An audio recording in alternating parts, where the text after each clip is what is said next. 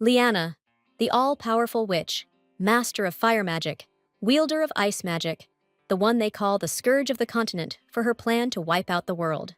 This witch, along with her 6 henchmen, who always follow her, is one of the 7 calamities of Runebelt, and their queen at that. Ever since she was a kid, Liana's been a ruthless witch, easily mastering all the powers she has now, and showing no mercy to her enemies.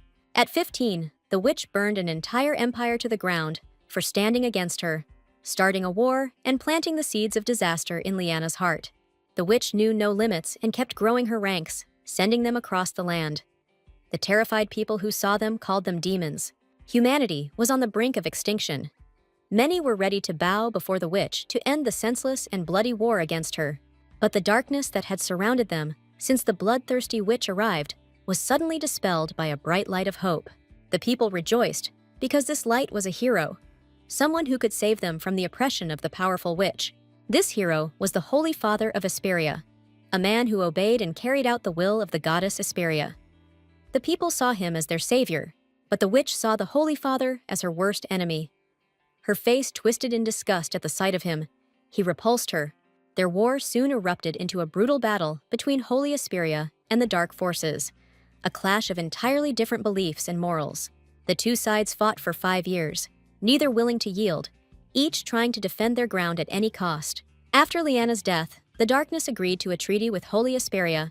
The war ended in peace, and all the events you're about to see happened 50 years later. The Archbishop meticulously copies the chronicle with a violet pen tipped with gold, the image of the Holy Father visible on the old paper.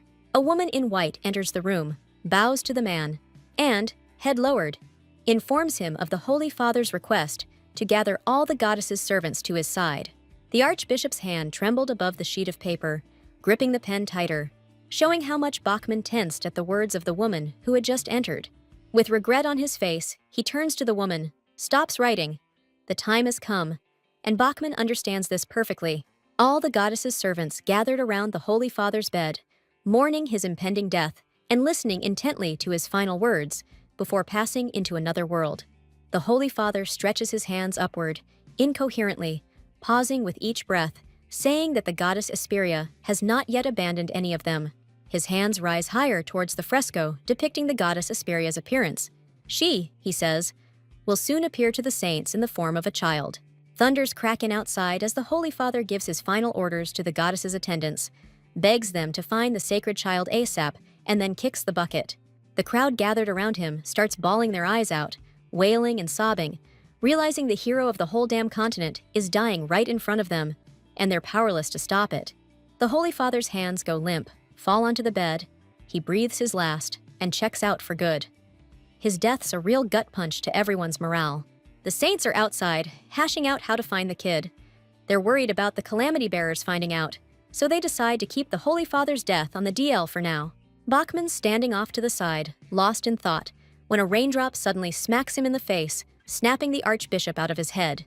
A few seconds later, one drop turns into a monsoon, and the heavens open up, sharing humanity's pain and crying tears onto the earth as rain. Out of nowhere, Bachman hears a baby wailing. He's totally caught off guard, pinpoints where it's coming from, and hauls ass that way. The crying's coming from deep in the woods, which is where the Archbishop's headed. Totally ignoring the little annoyances, like puddles and branches in his way, he bursts out from behind another bush, and a faint, holy light illuminates his face. Bachman decides to push on and find out where it's coming from. The light's originating from the edge of a fountain, and it gets brighter the closer he gets, giving off this magical vibe like something otherworldly's going on. Bachman gets closer and finds a baby in a basket, the source of that magic glow. The Archbishop is blown away by this miracle.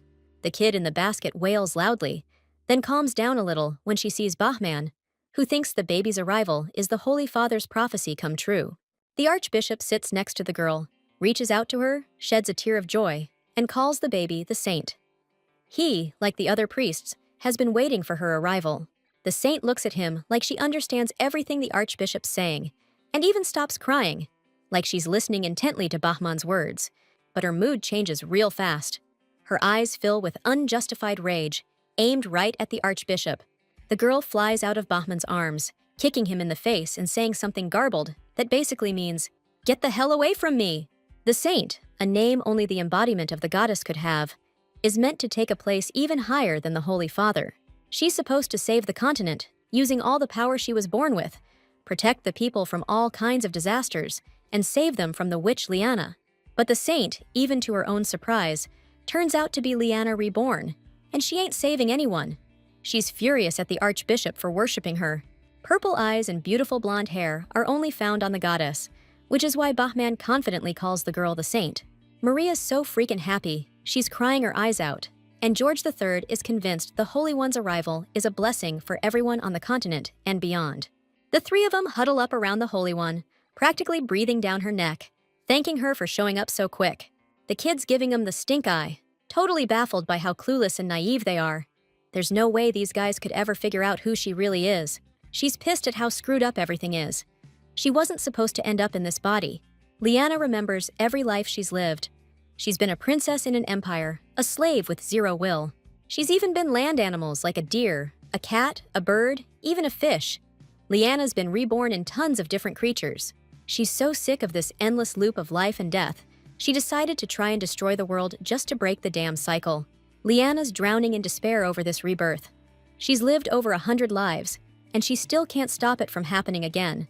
The kid starts bawling, letting loose all the pent-up emotions, and creating a glow around herself with divine power. Bachman's jaw drops. Liana clocks him, remembers their last meeting, and thinks to herself that she's a freaking atheist and doesn't believe in the goddess. She'd tangled with the archbishop back during the Holy War, but he was way younger then, more of a sacred shield than a Bachman. Man, he's aged terribly since then, face all wrinkled, rocking a beard and totally bald. Her eyes widen, trying to figure out how long it's been since her last rebirth, and she starts thinking about her friends. Liana has no clue where they are now, how they're doing, how the war ended, what happened to anyone she knew. She's totally in the dark. Suddenly, Sister Maria gently lays the baby on her back, which really throws her for a loop. She gives a sweet smile and tells the saint she's going to change her diaper, and without another word, she gets right to it. Liana freezes up, but it doesn't save her from the diaper change, and despite her screams about human rights violations, the deed is done. This is seriously driving her nuts. She clenches her tiny fists and squeezes her eyes shut to hold back a flood of hysterical tears. She's losing it, vowing to get her powers back and kill everyone involved in that whole diaper fiasco. After some milk, the saint falls asleep right in Maria's arms, who suggests to Bachman and George they keep the saint's birth quiet to avoid unnecessary drama. The archbishop agrees with her, but points out the saint needs protection because the forces of darkness are still around, and he's going to keep thinking about it. But George cuts him off, tells Bachman to chill and do his job, assuring him that he and Maria can protect the kid. The saint will be safe. He's about to say something else, but he's cut off by the creak of the massive front door. George and Bachman both turn to the sound at the same time, giving the newcomer the once-over. He's right on time. Standing in the huge doorway is a little boy, George IV.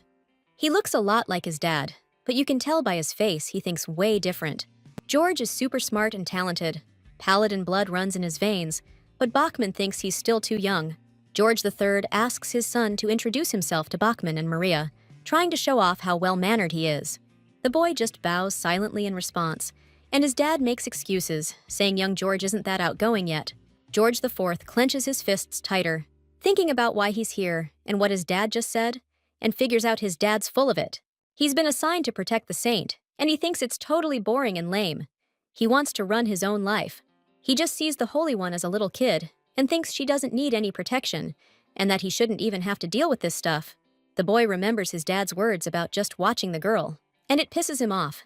He wants to be independent and get out of this house. Meanwhile, back at the Dark Forces lair, they're playing chess and talking about the prophecy coming true and the Holy One's return.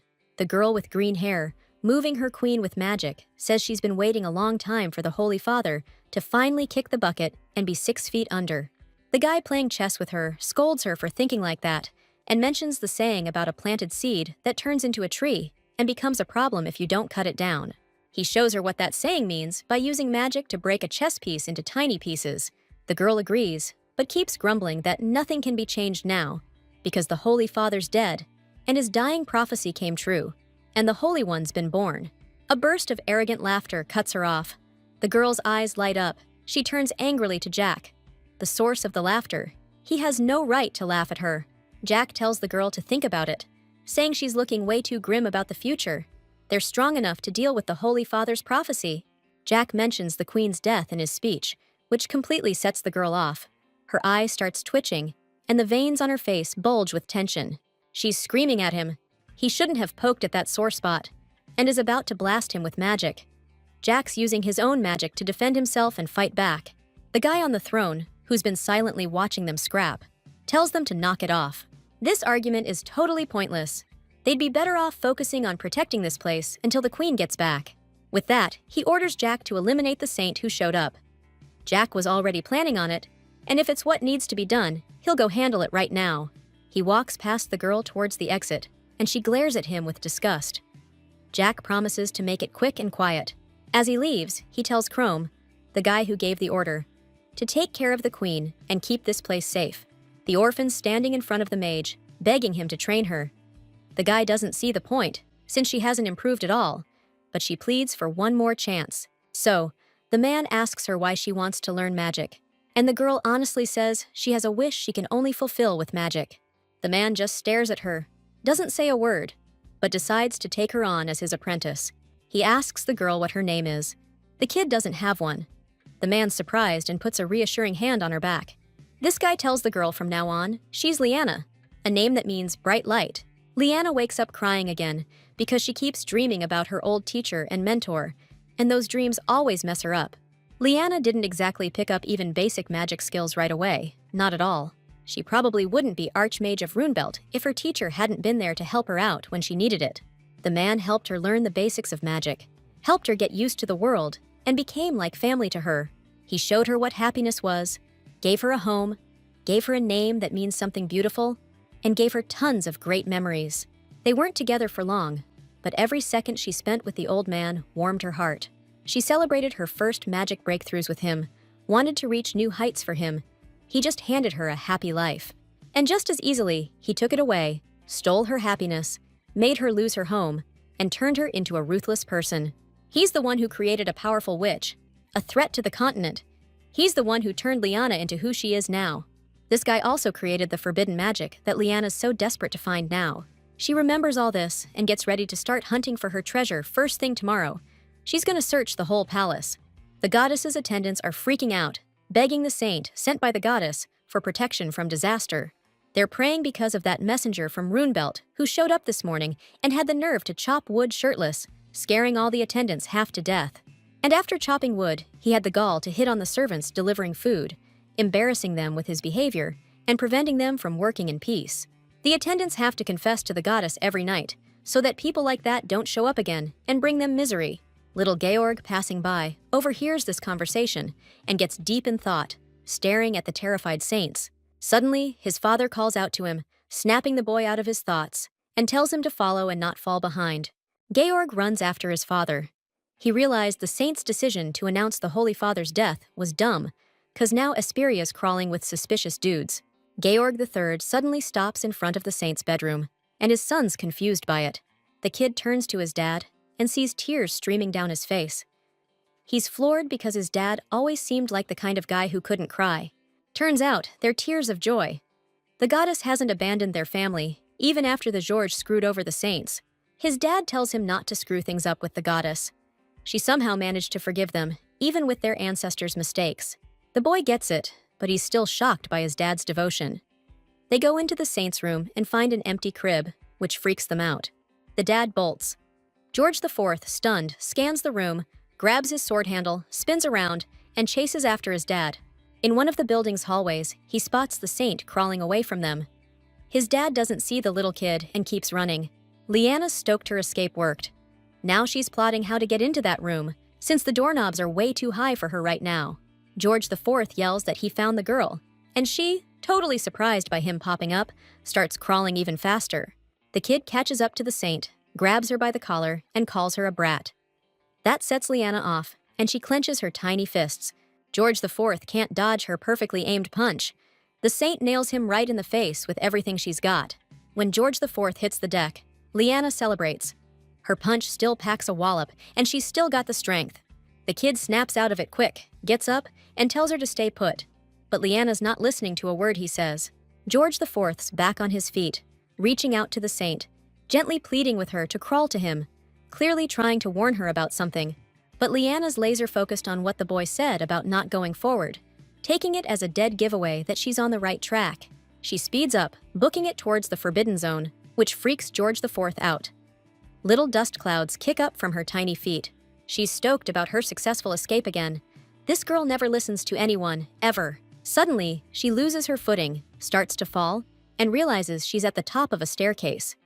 She's starting to get why the boy didn't want her in this part of the hallway. George IV sprinting after her. The saint's screaming. They both know if she falls, she's not just getting hurt, she's probably gonna die. The boy leaps after her, flying down the stairs, arms outstretched towards the kid. A couple of freaked-out goddess attendants are watching the rescue go down. George manages to grab the saint, but he, completely ditching any self-preservation, slams stomach first onto the floor. Everyone watching holds their breath. Silence. The little girl's in George's arms, stoked to be alive. The attendants take her, spotting scrapes on her knees. They order George tied up, which confuses the saint. The kid got it worse than she did. George's dad rushes in, freaking out when he hears from the attendants that his son hurt the precious saint, and a bunch of people saw it. He admits his son's sin, goes to the attendants, and begs them to punish him instead.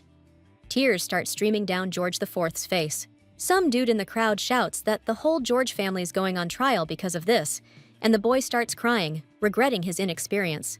The saint's watching all this, but can't step in. Nobody would get what she says anyway, and then George would definitely be killed. Suddenly, she hears a voice, addressing the crowd of attendants, telling them to listen to him, a guy who saw everything from the jump. The attendants turn to the speaker, who turns out to be a messenger from Runebelt. The saint recognizes his voice for sure, realizing it's Jack, the lust mage from Runebelt's 7 calamities. Liana can't figure out why he's here, and neither can the attendants, but they still gotta hear the messenger out. Jack says George saved the kid's life, and she's staring at him, trying to figure out what he's up to. The lackeys are scared of him, don't want to mess with him. They don't get why this Runebelt envoy is sticking his nose in their business. Jack smiles at the crowd and steps toward the tied-up kid, who's probably gonna get wasted, excuses or not. He reaches out to George IV with an open hand, trying to reassure him, and brings it close to the kid's face. Jack asks the lackeys to hand George over if they're gonna kill him anyway. George is clearly confused by all this, but then it hits him what the envoy's saying, and his jaw drops. The crowd and the kid's dad are stunned too, hearing Jack say that. The handmaiden holding the saint clutches her tighter and asks Jack why they'd ever give him the boy. Liana's trying to see what's in it for Jack, but she can't figure out why he's doing any of this. She remembers Jack's quirks from her past life. He always thought love was the ultimate power. He'd often suggest crazy battle strategies, all about turning everyone involved into love slaves. Liana was always blown away by his ideas. She realizes Jack's always been this way, pulling love stunts, respecting every form of it, and able to make anyone fall for him. Honestly, the guy hasn't changed inside or out, which doesn't surprise Liana one bit. While she's thinking, Jack's trying to convince the lackeys to hand over the kid, saying it won't matter to them anyway. They start arguing back, challenging Jack, saying he's wrong and refusing to budge. Jack just smiles, takes a smooth step forward, and unleashes a cloud of pheromones, using his lust mage powers. Everyone around is speechless. Their tongues are getting twisted. They're acting drunk. Their cheeks are flushed. Jack's charming them with his powers. Liana plugs her nose, trying not to breathe in the sparkling cloud, so she doesn't fall under the envoy's spell. Jack still hasn't recognized her. He's too busy with some plan, and doesn't expect to find his ex-queen as a baby among his enemies. Liana decides to get the envoy's attention, starts squawking in the servant's arms. The girl freaks out. Jack notices the commotion and turns his head towards the saint, giving her a cold look. The handmaiden sets the little girl down, and Jack figures she's coming to him, 'cause she's totally under his spell. The saint sighs, exhausted, and gets to her feet. The goddess's attendants gasp in shock, since kids that age usually don't walk. The girl wobbles, standing on shaky legs. All eyes are on her, and a surprised whisper ripples through the room. She starts taking bold steps toward Jack, which makes the dude feel incredibly pleased with himself. He crouches down, getting closer to the floor, because the little lady must be coming to meet him. He reaches out his hands, grinning like an idiot. Jack's super surprised when the saint walks right past him, dodging around him like a snake. The girl confidently walks up to George IV, who's sitting on the floor, and stands in front of him, giving the boy a scornful look, remembering how he blocked her way. The saint leans against his leg and carefully flops her whole body onto George's lap, grabbing everyone's attention. The goddess's attendants and Jack stare at her, blown away by what they're seeing. They're taking it as a good omen. The saint's wiped out, and she closes her eyes, ready to crash. She was trying to show the attendants that George is a good guy, and she pulled it off. Jack silently chews over the situation. Then his face changes, and he smiles at the saint, trying to let Leanne know he's figured her out. The girl scowls, looking at him, trying to figure out if Jack's caught on or not, but she can't quite decide. George was forgiven for all his sins and the insubordination charge after the saint willingly knelt at his feet. From that day on, in the name of George III's father, George IV was appointed a Knight of the Saint, which totally shocked him later. The saint is put to bed, lying alone in a spacious room filled with fresh air, in a small crib. The girl seems to be asleep, but she suddenly opens her eyes, checking to see if everyone has left the room and the servants aren't watching her. Making sure everyone's gone to sleep, the saint carefully climbs out of the crib and heads towards the room's entrance door, planning to pull off another genius escape. She remembers Jack's changed expression. He definitely recognized her, and the girl wasn't putting on this whole act for nothing. The saint carefully pushes a huge chair towards the door so she can reach the handle, trying to make sure she doesn't get caught this time. The girl reaches for the door, but it suddenly opens on its own. The saint loses her balance and starts falling into the doorway. She throws her hands up, trying to defend herself, but she's already mentally preparing for the end of her 101st life. Suddenly, Jack appears in the doorway, quickly catching Liana as she falls, not letting her die in such a dumb way. He stares into the girl's face, calls her a little troublemaker, then confirms Liana's suspicions.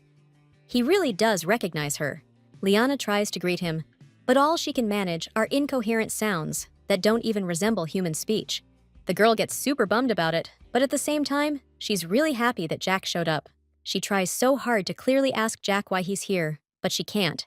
And she tries again, failing once more. Frustrated, the girl flares up with rage and starts yelling loudly and still just as incomprehensibly. At that moment, Jack snaps his fingers, creating a small, bright yellow ball of magic next to him. The saint's ability to speak clearly returns the moment she shouts out curses, and the words fly out of her mouth perfectly clearly. The girl's stunned by her own voice, her eyes widen, and she forgets to close her gaping mouth as Jack admits to using spirit powers. Handling spirit power? That's his thing. Jack's playing with the spirits he summoned, asks Leanne if she's happy to see him. The guy's still got the same old way of talking. Leanne notices, and Jack throws back that she's still as rude as ever. Leanne sees his showing up as a lucky break. Back in her last life, she wanted to use her powers, but now she's only pumping out divine energy. Jack feels for her being in a bind, but she ignores him, wants to know how he even got here and why. Chrome sent the Runevelt's messenger to Asperia to get revenge on his enemies by killing the saint. So now Leanne's an enemy to her old buddies, and that's really messing with her head. She clenches her fists, all tense, and Jack's totally surprised, asks if she seriously doesn't remember her past life. Leanne thinks about it. She remembers all her past lives, but she can never remember dying. Like those memories are wiped clean on purpose. It's just hitting her now that this whole thing, the rebirths and wiped death memories, is seriously messed up. Out of nowhere, Jack drops to his knees and starts bawling, making the main character jump a mile. She stares at him, tense, as he starts ranting about how life screwed Liana over and mourning her lost memories of the day she died.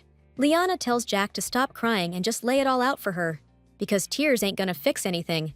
Jack looks up at her, all bummed out, and the spirit next to him is bummed too.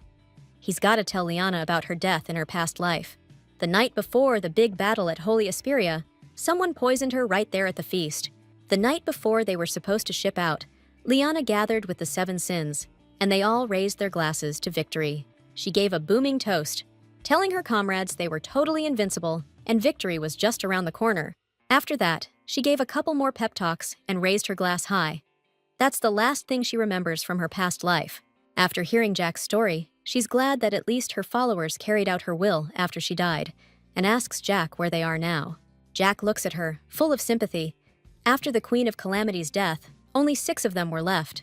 About 50 years after she died, all the sins started regretting that they couldn't protect her back then and missed their chance. The saints offered the dark forces a peace treaty, but all the sins were convinced they were behind the Queen's death and refused to compromise. At the last celebration with the Queen, there were only 6 disaster mages present. Someone skipped out. All the Sins are starting to suspect the one who was MIA at the ceremony, but he's fighting back hard. A pointless argument breaks out among the Sins, with each one suspecting their allies of murdering the queen. Chrome slams his fist on the table, loud enough to shut down the pointless noise. And it works. The room goes silent. He convinces his comrades the queen will return soon, and until then, asks them to protect Runebelt, do their duty, and safeguard the queen's body. Until she comes back, the Sins can't trust each other, so Chrome only wants those loyal to the queen to stay. In the end, only 2 left. They disappeared down a deserted road, to a place where no one ever heard from them again. Beatrice, the Sin of Envy, heard the first Sin who left had gone missing. Chrome sized her and Jack up, surprised to see them there. Beatrice is only staying for her dream of having a throne next to the queen's, and Jack is sticking around for Chrome, who'd probably be bored waiting alone. Chrome doesn't thank them, he just turns towards the setting sun, figuring they made the right call. The Sins gradually forgot the Saint's transgressions, but as soon as word got out about the Holy One's birth, Chrome sent Jack to kill her. But Jack quickly realized the Holy One was Liana reborn. Finishing his story, he smiled at the girl and asked her to come home with him. The Holy One refuses, saying she hasn't found her teacher's forbidden magic yet, but she likes the idea of ditching the temple with Jack's spirit power. Jack was thrown by her refusal. He put his hand on his heart and with genuine surprise asked what was behind the girl's decision. Liana looked down at the floor. Jack realized the forbidden magic was the reason for her refusal, and he voiced that guess out loud. The girl looked up and stared Jack straight in the eye. Being reborn as the Holy One is the perfect chance to find the treasure. She spent her whole past life searching for the forbidden magic her teacher created and isn't about to lose the chance to find it now. Jack thinks that if that's the case, she should head back to Runebelt, because there she can round up her people again and start the fight with Asperia. The Runebelt throne has been empty for way too long, and every time the queen's followers look at it, the emptiness creeps into their hearts. He kneels down in front of Liana, saying all the sinners have been waiting and praying for ages, and their prayers were finally answered. He takes her hand in his and tells her to think about it a little longer. Liana thinks about how everyone in Runnabel is waiting for her like Jack is, and starts to doubt her decision. But she still decides she needs to be rational at a time like this. She tells Jack their enemies aren't as simple as they seem. The sinner's face instantly turns serious, and his hands drop. She doesn't want to make pointless sacrifices, and honestly admits to Jack that the reason she's looking for forbidden magic is just about her. She can't quite figure out what's going on yet, doesn't even know who's responsible for her death, so acting now is too risky. But the fact that Liana became a saint in her latest reincarnation gives her a great opportunity to find the forbidden magic. Jack looks at Liana understandingly, smiles at her slightly, and tries to accept that she probably won't change her mind. He picks up the saint and carries her to the cradle, agreeing that she'll be safe in a baby's body. As he puts her down, he says he won't breathe a word about her in Runnabel until she's 5. Until then, she needs to be careful so the saints don't figure out who she is. In the morning, Sister Maria notices the saint's not in a good mood. She's worried about her, because the saint needs to sleep well to be healthy. The girl shields her eyes from the light, thinking about last night. She figures it's been way too long since she died. She'll age eventually, like all the saints. But Jack hasn't changed a bit since they last met, and he's pushing 50, easy. Liana realizes none of her old crew have aged either, like Jack. Chrome's blurry face is the first that pops into her head. Thinking about Chrome, she worries. If he finds out where she is, he'll turn this whole powerful Asperia into a pile of ash with his rage. Liana remembers how humiliating it was, dying in her friend's arms right before the fight. Chrome's probably furious at her. Meanwhile, back in Runebelt, Jack announces his return to Beatrice, waving hello like a goofball. Disgust twists her face. She drops her pen and crumbles the paper she was just writing on into a ball. Jack tells her about visiting Saint Asperia, calls the saint his favorite person. Beatrice gets the hint and chews him out. Jack notices Chrome's empty spot, surprised. He asks Beatrice where the hell he went. She stops yelling, calms herself, and says Chrome just left, with a bouquet of flowers. Turns out she's right. He went to see the queen, probably snagged a couple flowers from the vase for her first. Chrome's down on one knee in front of the coffin, where Liana's sin-preserved body is resting, staring at her like he feels nothing seeing her lifeless body. He asks when she's coming back, but gets no reply. Liana's dead body lies in the flower-filled coffin, answering him with silence. You'd never guess she died from poison. She just looks asleep. The battlefield is lit by the setting sun, dead bodies and broken swords casting shadows on the sand, surrounded by an emptiness that screams doom. The imposing figures of the Runebelt envoys tower over the only living guy left on the battlefield, their faces hidden in shadow. Chrome tells Liana that this guy, Georg II, the Empire's strongest paladin, was sent by the Holy Father from Esperia to wipe out the Dark Envoys. Georg II surveys the Dark Envoys, then his gaze locks onto Liana, studying her cold eyes intently. Out of nowhere, the guy's eyes go wide, and he starts confessing his love for Liana, begging her to make him her slave. She just stares at him, jaw dropped in shock, unable to say a word in response to the guy's sudden declaration. Chrome's losing it behind her, going for his sword. Georg II's practically begging for a brutal end. Liana sees what he's about to do, freaks out, and screams at Chrome to chill the hell out. The saint sneezes in her crib. Just thinking about it gives her the creeps, and she starts shivering all over. Suddenly, Georg III pops up, looking worried, scaring the crap out of her. He asks if she's cold. He picks her up, holds her close to his face, and says he'll grab a blanket. The saint starts screaming and tries to get away from him. The guy's bummed. He asks his son why the saint doesn't like him getting close, and Georg IV figures she just got spooked by him appearing so fast. Thing is, Liana wasn't expecting to run into the descendants of the sin of sloth in this new life. Georg II was the sin of sloth, a paladin from the temple who betrayed the saints way back when and joined up with a powerful witch. Now she's looking at two of his descendants, his nephew and his son. The nephew looks just like him, but Georg IV doesn't. Out of nowhere, the saint hears a voice asking if she's been waiting long. Her eyes snap wide open, and she stops screaming. Sister Mary walks in, clutching a soft bundle. Looks like she brought the girl a warm blanket. Tears well up in the saint's eyes. She's genuinely happy to see Mary, been waiting for her forever.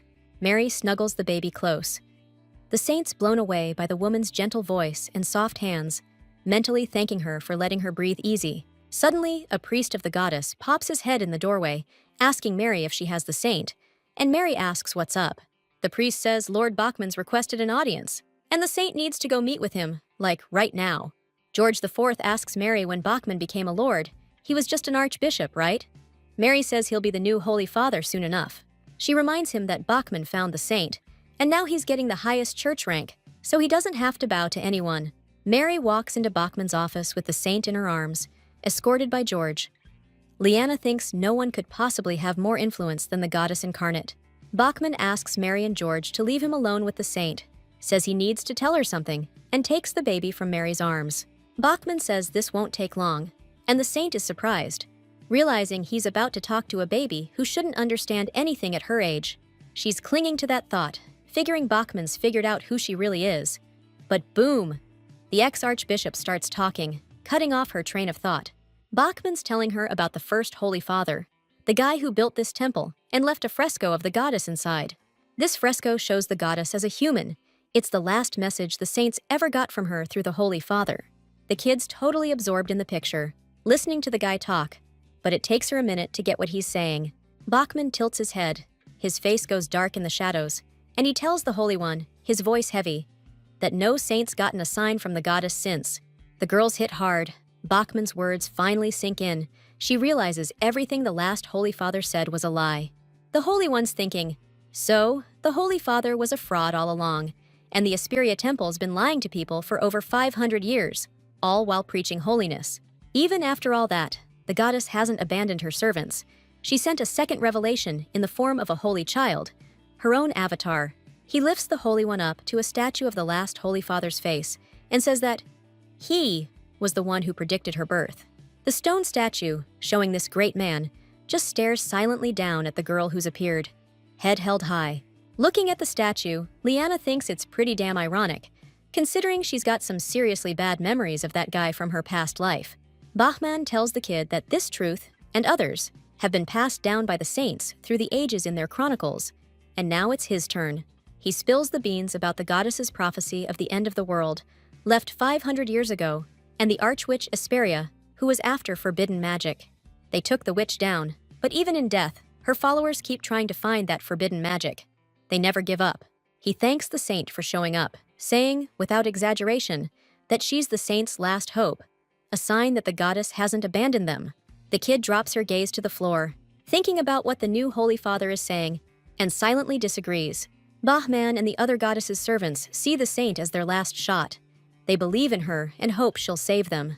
But they have no clue that the saint is actually a disaster waiting to happen, the one who will crush all their dreams, hopes, and this whole world. Liana finds the whole thing hilarious and giggles quietly, enjoying how easy this all is for her. Liana figures this goddess doesn't even exist, but if she does, she screwed up big time letting Liana get reborn in this kid's body. Once Bahman finished his speech, the girl figured she'd ask him where the forbidden magic was. She tried telling him she wanted to see it. Suddenly, Bahman's whole demeanor shifted. A dark shadow fell over his face, and his eyes just glazed over. Seeing the change in him, the girl remembered Jack's warning. If the priests found out who she really was, they wouldn't just let her walk away. Sweat broke out on her face as she warily glanced at the new Holy Father, anxiously waiting to see what would happen next. The guy's face tightened, his hands started shaking, then his whole body followed. His eyes went wide, and he just got lost in thought. The kid started wondering what was going to happen to her if Bahman had figured out who she was, even though he didn't seem bright enough to connect the dots. Out of nowhere, the guy bolts, sprinting towards the front door, carefully cradling the little girl in his arms. He throws the door open with a bang and yells for Sister Maria to let her know the Holy One has been busy. Liana's eyes and mouth flew wide open, silently amazed by the Holy Father's cluelessness, watching everyone start to fuss around her. Bahman hands the Holy One over to Maria, who notices the kid's unnaturally pale face and frantically starts looking for a place to change her diaper. Bahman steps back a bit, sighing in relief, glad he doesn't have to change the baby's diaper himself. The guy tenses his arms, grabs the pillar, and bright light starts shining from under his hands. The veins on his face bulge. He clenches his teeth and strains to lift the massive pillar. Maria watches like it's no big deal, smiling as she tells Saint to check out her new stone crib. Bahman's stoked he managed to sneak away. Maria thanks him and assures Saint she'll change her diaper right away. Liana frowns. Those muscles shouldn't scare her. She used to have way more power back in the day. But she decides she'll try asking the saints about forbidden magic again when she can actually talk. She just has to wait. Next, we see the same place, but 5 years later. Bahman's helping a regular servant haul heavy sacks, and they're really grateful. It's no problem at all for the Holy Father. He's just happy to help ordinary folks with their everyday stuff. The goddess's servants, watching them chat about Bahman's thick hair, which he got after some kind of blessing. One of the servants asks what this blessing is, and the girl opposite him is about to answer when the saint dashes past her.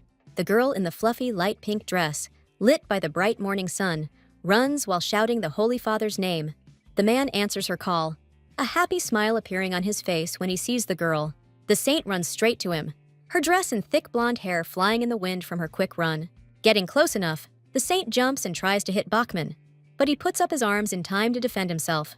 The girl yells that Bachman should have taken her away, and the man just smiles dumbly and thanks the saint for deciding to grace him with her presence. Suddenly, they both hear a woman's cry, faintly coming from deep inside the building, calling for the saint to return to her. The girl turns and runs towards the voice, announcing to everyone that she's leaving, the servants remarking that the saint is very energetic, as always. The little saint is 5 years old now, and for 5 years she's been trying to find out from Bachman where the forbidden magic is kept. But every time the girl gets the same answer. Bachman says he'll tell her about this magic when she's old enough. Liana realizes the guy's not gonna tell her anything till she's legal, so she decides to figure this crap out herself. The saint runs towards the voice she heard while talking to Bachman. Turns out Sister Maria's looking for her to get her ready for the upcoming dinner. The kid hides behind some pillars and giggles, realizing the kind of power she's slowly starting to have over all these people, even though she's just a kid. She's also stoked she can finally connect with the divine power she got when she was reborn, no problem. Even though she's not exactly thrilled that her power's first big move was curing Bachman's alopecia, that bald patch disease. She decides she's definitely getting to the bottom of things today, when suddenly she hears this creepy voice from the dark, flatly saying he's finally found the saint. The girl looks at the guy and notices his weird energy. His face is totally hidden under a hood. Out of nowhere, he pulls a razor-sharp knife from his belt. This dude's about to do something bad, all while chanting praises to Runebelt. The knife glints in the saint's eyes. She watches the guy carefully, and when he screams at her to just die already, she makes her move. She jumps high, kicks the guy in the gut, and tells him to say what he just said again. The assassin doubles over, spitting everywhere, stunned by the little kid's strength, wondering how some ordinary kid could be this strong. Chrome's words flash through his mind, reminding him not to underestimate the girl just because she's a kid. His hood falls back, and he's lying on his back on the cold floor, still trying to recover from that hit. The girl plants her foot on his chest, towering over him, casting a shadow on his face, calling him old man with contempt, and forcing him to look her in the eyes. She tells him that since he's about to kick the bucket anyway, he might as well satisfy her curiosity before he goes. The guy's pissed at the saintess for thinking he'll just spill the beans, and he starts frantically searching his clothes for a suicide pill. The girl's one step ahead, pulling out the poison capsule she'd already found in his clothes and swiped during the punch. She tells him he shouldn't be giving up on his life, even when faced with overwhelming danger. Using her divine powers, she crushes the poison capsule, saying she won't let him die that easily. The saintess smiles ominously, looming over him, and orders him in a steely voice to answer her questions. This dude's out cold, and Liana's pissed when she realizes the guy knows jack squat. Calls him a total waste. The saint finds a knife on the guy and thinks maybe Jack was right about assassins starting to show up at the temple. She figures if the assassins are coming one by one, they don't know who she really is. In the knife's reflection, she sees her past life.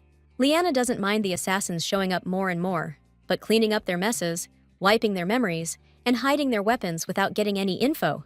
That sucks. She wanted to ask these guys how her friends are doing, but figures they're fine.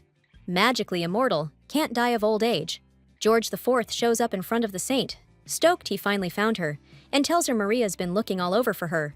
The saint points at the guy on the floor, says he just passed out, and acts bummed that she's been seen near a body again. Maria praises the saint for finding the guy so fast, and notes this isn't the first time it's happened. The girl just gets embarrassed. She sighs, secretly happy. The goddess's servants are oblivious, which works out great for the saint. George IV is cramping her style when it comes to finding magic. And if the saints find out about the assassins, they'll definitely beef up security. Maria walks up to the saint and pets her head, wishing her good night. The girl even likes this carefree vibe. Maria quietly leaves the saint's room as she drifts off, closing the door behind her, pausing for a second in front of it. Maria's sister's face is hidden in shadow, her lips pressed into a thin line. She silently takes off, trying not to make a sound. Servants of the goddess are sitting around a large triangular table in a brightly lit room. Bachman sits at the head, one seat is empty. The door creaks open loudly and unexpectedly, making all the servants turn their heads, their eyes widening. Two guards open the door, and Sister Maria enters, bowing her head as she apologizes for being late. Bachman smiles sweetly at her, saying she doesn't need to apologize, because they all just gathered. He adds that Maria looks worried. Bachman tells her to take the empty seat. Maria sits down, and the Holy Father declares the meeting about the saint open. The saints discuss how priests have been found unconscious lately, suffering from memory loss. And today, a dangerous weapon was found near one of them. But the goddess's servants think the scariest thing is that it always happens near the saint. Bachman says, "With everything going on, we need more guards for the saint." Two of the goddess's servants agree. Omar, one of the servants, gets pissed and argues against it. He says the church is broke. Two others back him up. Bachman considers his point and turns to Sister Maria, asking what she thinks. Maria jumps a little at his question. The woman puts a hand to her heart, looks at Omar, and says, "Yeah, maybe a little extra security wouldn't hurt, just in case. Right now, only George is guarding the saint, which isn't enough. Protecting the saint isn't something we can skimp on." Omar loses it and shouts that he's not against more guards, but the saints are flat broke and can't afford it. The saints just ignore him, talking about donations being down. But they still think the church has money somewhere. Archbishop Omar facepalms. These priests don't know squat about finances. He's in charge of the money, and this is giving him a freaking aneurysm. Omar begs the goddess's servants not to even mention more guards until they get more cash. Maria just quietly thinks about something. Suddenly, she stands up, raises her hand, and says if money's the problem, she has an idea to fix it. Liana's standing there, backlit by the setting sun, face all in shadow, talking to Chrome, about to drop some truth. Chrome's all ears, staring at her, and she's telling him she'll remember this life even after she's gone, and she'll be back in Runebelt for sure. The main girl hands Chrome the immortality potion, saying if he uses it, they can meet up again in a few decades. She squeezes his hand tight and begs him to protect Runebelt if she dies, before getting her hands on that forbidden magic. All this is Chrome's memory, the stuff he's deep in thought about during this convo, when some hooded dude snaps him back to reality.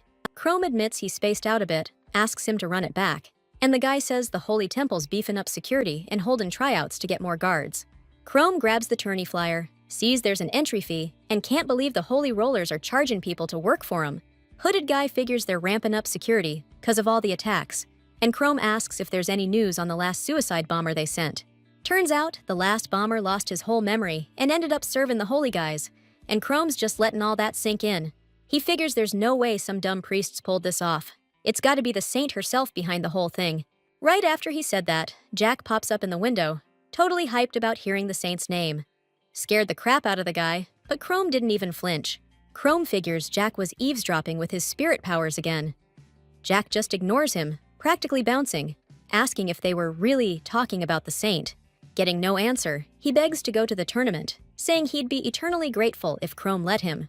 Chrome sighs real loud, leans on the desk, and tells Jack, "No way." Jack's totally taken aback. Chrome stands up, his face darkens, and he declares he's going to this tournament the church is throwing himself. Jack's stunned. He tries to talk him out of it, saying he can hide his powers with his spirit energy, but Chrome's gonna get spotted instantly with his. Chrome shuts him down, saying everyone knows Jack is Runebelt's envoy. If he shows up, the jig's up immediately.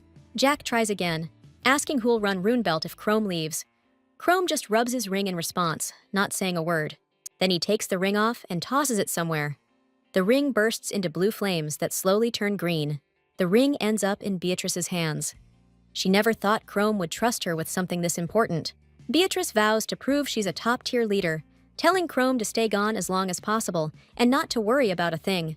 Chrome says he trusts her, while a stunned Jack starts yelling, begging Chrome to hear him out. In response, a blast of blue fire magic slams into him, sending Jack leaping back in terror, and Chrome blames him for it. The rotting temple only started rising because Jack spared the saint 5 years ago, and Chrome's starting to suspect him of treason. Chrome points out that Jack used to be obsessed with Leanna, but now he's suddenly switched his attention to the saint. He says he's slowly starting to believe the saint is Leanna's reincarnation or something like that. Jack is horrified and shuts up, and Chrome declares he has to investigate everything himself and decide if the saint deserves mercy. The priests are finally about to make an official announcement about the girl's existence, and the saint is seriously ticked off by it. Maria also tells her that security around her will be increased due to the announcement, and the strongest, worthiest people on the continent will gather at the church for her sake. The saint yells that she doesn't want that, points at George, and says that he's more than enough to protect her. Georg bows, reminding her that the saint keeps saying how much he annoys her, and he's sorry he'll have to leave her soon. The saint was just screaming to get Georg off her back, not asking for a new bodyguard detail. Maria wipes crumbs from the girl's mouth, insisting it's for her own good, and asks her to understand the goddess's servants. The saint thinks that since she hasn't found the forbidden magic yet, extra security will only make the search harder and slower. The girl can't stop the tournament, so she decides to find another way to stop the security boost, catching Georg's attention. The saint walks up to Georg, grabs his cloak, and begs him not to leave, saying she likes him, and that's why she messes with him. That sets Georg off. He tears up, while Sister Maria, watching it all, just smiles sweetly at what's happening. Georg kneels in front of the girl, thinking he never would have guessed what the saint was thinking, since she always yelled at him. And the saint, in a tone that brooks no argument, asks him to go to the tournament, shocking and surprising him. The girl looks at Georg with a smug, determined grin, and he just shouts out, desperate, asking the saint what she means. King George III gives a grand speech, congratulating everyone who made it through the qualifiers. He says they're all worthy of being the saint's bodyguards. George announces the start of the tournament, throwing his hands up in triumph. The crowd in front of him roars its approval. Back in the crowd, George IV sighs, resigned. A drop of sweat trickles down his temple. He's clearly under a lot of pressure. The boy remembers how he ended up here, how the saint unexpectedly asked him to participate in this competition. She begged him to show his abilities for her sake, to crush all his rivals and win. George tried his best to refuse, but the girl gently took his calloused hand and said that she'd already chosen him to be her guard. She declares that her decision isn't just based on his strength, but on how hard he tries when he's around her. And only she knows that. The saint is trying to encourage him as much as she can. She asks him to win, so everyone knows that only George can be her bodyguard, no one else. George looks at the girl, surprised, but replies that he understands her order and will carry it out at any cost. The boy clenches the fist of the hand the saint touched and vows to become the best, so that no one would dare think ill of the saint's name. Behind Georg, two guys are talking smack, saying he got into the trials without qualifying because he's the paladin's kid. They're saying the kid doesn't stand a chance. Only one person ever passed the qualifying trial on their first try. One of the guys is trying to remember the dude's name, and then it hits him. It was Chrome. Chrome himself suddenly shows up right behind them, scaring the crap out of them, and tells them in a gravelly voice to move aside. The saint's sitting there, being watched by the holy sisters, getting her hair done, while the girl's reading a paper she was handed and looking totally confused. Turns out, it's the financial report of the money from the tournament that Omar gave the saint. Maria doesn't see why they're showing this to the girl. The saint stares thoughtfully at the paper, trying to make sense of it, squints, and puts a finger to her lips. She's shocked to realize almost 9,000 people came to the tournament, and says so out loud. Omar's stoked about the money for rebuilding the temple. The entry fees don't bring in nearly as much as the saint's images. They're selling like hotcakes. The girl asks how many copies have been sold. Omar replies that it's about 10 copies per person, and they just got an order from the Northern Kingdom for 10,000 copies. The saint's giving props to Omar and Maria for dreaming up and setting all this up. She's got to admit, she never would have thought of a hustle like this. The kid trusts Omar and asks him to make damn sure the money goes to the right people. Omar's just staring at her, totally awestruck. He gets all fired up, swearing loyalty to the saint like crazy. The girl just gives him a confused look. Suddenly, a cool idea pops into her head. She starts thinking about checking out the competition herself. It's a brutal fight. The sounds of battle are everywhere. These guys are going hard for the right to guard the saint. Guys are battling in pairs in the open. The goddess's servants are watching, making the call on who wins and loses the fights. The saint sneaks over to the battlefield and watches the tournament from behind some wooden crates. She's surprised to see Runevelt's disasters are among the fighters. She figures any one of them could easily become her guard. She's trying to decide who she'd want guarding her, thinking about Jack and Beatrice, when something on the battlefield grabs her attention. The organizers are asking the fighters to introduce themselves before the fight. The saint leans out to get a look and freezes solid at what she sees. The girl sees Chrome from behind and is totally stunned by his appearance, but she can't be sure it's him. But looking at him, she remembers a younger Chrome complaining about the holy power of the temple's inhabitants that really got on his nerves. Liana walked up to the boy, gently stroked his head, and told him not to compare himself to others. The girl tells Chrome that he, the other 6 mages, and her teacher are her family, and she loves them all equally. Liana promises the boy to be everything for him, and in return, he looks at her with huge, hopeful eyes, trusting her completely. The girl remembers the good times spent with the Sins from Runebelt, Little Chrome, Cheerful Jack, and the others. She remembers Chrome as a very young, smiling boy, remembers how he grew up before her eyes, how he smiled at her when they met, how much he believed in her. But the memories fade as Liana sees Chrome before her as a stern man, with nothing in common with the youth she remembered. Chrome introduces himself, states his full name, and says he's 18 years old. The goddess's servants and the competition participants are charmed by him. Liana's shocked at how young Chrome looks. She thought he was already over 25, and decides this isn't the Chrome she once knew. She's trying to convince herself it's just someone who looks and sounds like him. Plus, Liana notices she can't sense any magic energy from him. But if this dude is the Chrome she knows, then he's definitely gonna win this tournament. She remembers teaching Chrome how to fight, how to hold a sword, giving him pointers on attacking, and drilling into him how to win, period. She freezes up when she sees this guy get into the stance, the one she drilled into Chrome back in the day. The opponent charges Chrome, swinging hard, ready to bring the pain, but Chrome just stands there, cool as a cucumber. But in a split second, he's got a death grip on his sword, explodes into motion, his eyes burning with rage, and he smashes the other guy's sword right out of his hand. The guy's stunned by Chrome's power, his hands shaking from the impact. But through the pain, he sees Chrome dropped his own sword, so he goes for it, thinking he can get the jump on him. Chrome ain't having it. He's on him in a flash, hand raised to deliver a knockout punch, his face a total blank. Wrath just grabs the dude by the face and slams his head into the ground. The guy's so caught off guard, he doesn't even get a chance to fight back. Chrome glares down at the unconscious guy sprawled in the dirt, his head making a small crater, and barks, "Weakling!" The holy woman's so stunned, she can't stand and collapses, making a racket. One of the attendants notices, spotting her. That's gotta be Chrome. She felt his full magical power during the attack. He only used the weapon as a distraction. People are noticing the holy woman, asking if that's really her. The goddess's attendant is freaking out. Chrome's locked on her too, staring with this cold, hateful look that could kill. The holy woman looks into his empty eyes, tenses up, and realizes Chrome's planning to off her. Two guys are back to talking about George IV, but this time they're acknowledging his wins, seeing as he made it to the finals. They admit they didn't take the kid seriously, 'cause of his age, figured he wouldn't get far. Turns out George is better than they thought. Still, George ain't winning again. His next opponent is Chrome, who he's been lucky enough to avoid until now. Chrome was already stronger, and now the kid's hurt, broke his arm. He's got zero chance now. They're figuring all the kid's skills come from being a paladin, totally clueless about how hard he's worked to get where he is. These guys think the kid's a total weakling, just showing up to this tournament to look like he's trying. They're questioning his bloodline too. They're saying he only got into the tournament 'cause someone pulled strings. Totally unfair to the rest of the competitors. They figure George has zero talent, clueless about how hard he's worked to get better, or the crap he's had to deal with. The saint appears in front of George, checking out his injuries. She wasn't expecting anything less.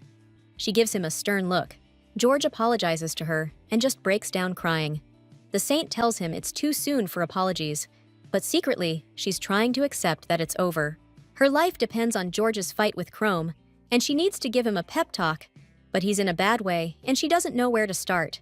George, with tears in his eyes, tells the saint that he really wanted to show her what he could do, to prove he was better than everyone else. The girl listens closely. She's been there herself. She starts thinking back to when she was a little kid. She remembers apologizing to her teacher, saying she really wanted to impress him, but she messed up the magic, and all the stones spilled out of the cauldron. The girl was shaking, waiting for her teacher's disappointment and anger, 'cause she'd burned the books he treasured. He examines one of the charred pages. This guy's asking Leanne if she knows what her name means, reminding her it means light, and she shouldn't sweat the small stuff. Those memories fade into the teacher's death. Knights in armor executing him right in front of everyone. Rain coming down like crazy that day. The girl's eyes are glued to the staff those guys took from her teacher. It looks busted up. Leanne's freaked out, close to tears. The teacher's blood is washing away in the rain. His skin looks all wrong, and people are just watching him die like it's a show. The saint's thoughts snap back to a clear, sunny day, remembering how happy the teacher was that she wasn't hurt in the book incident.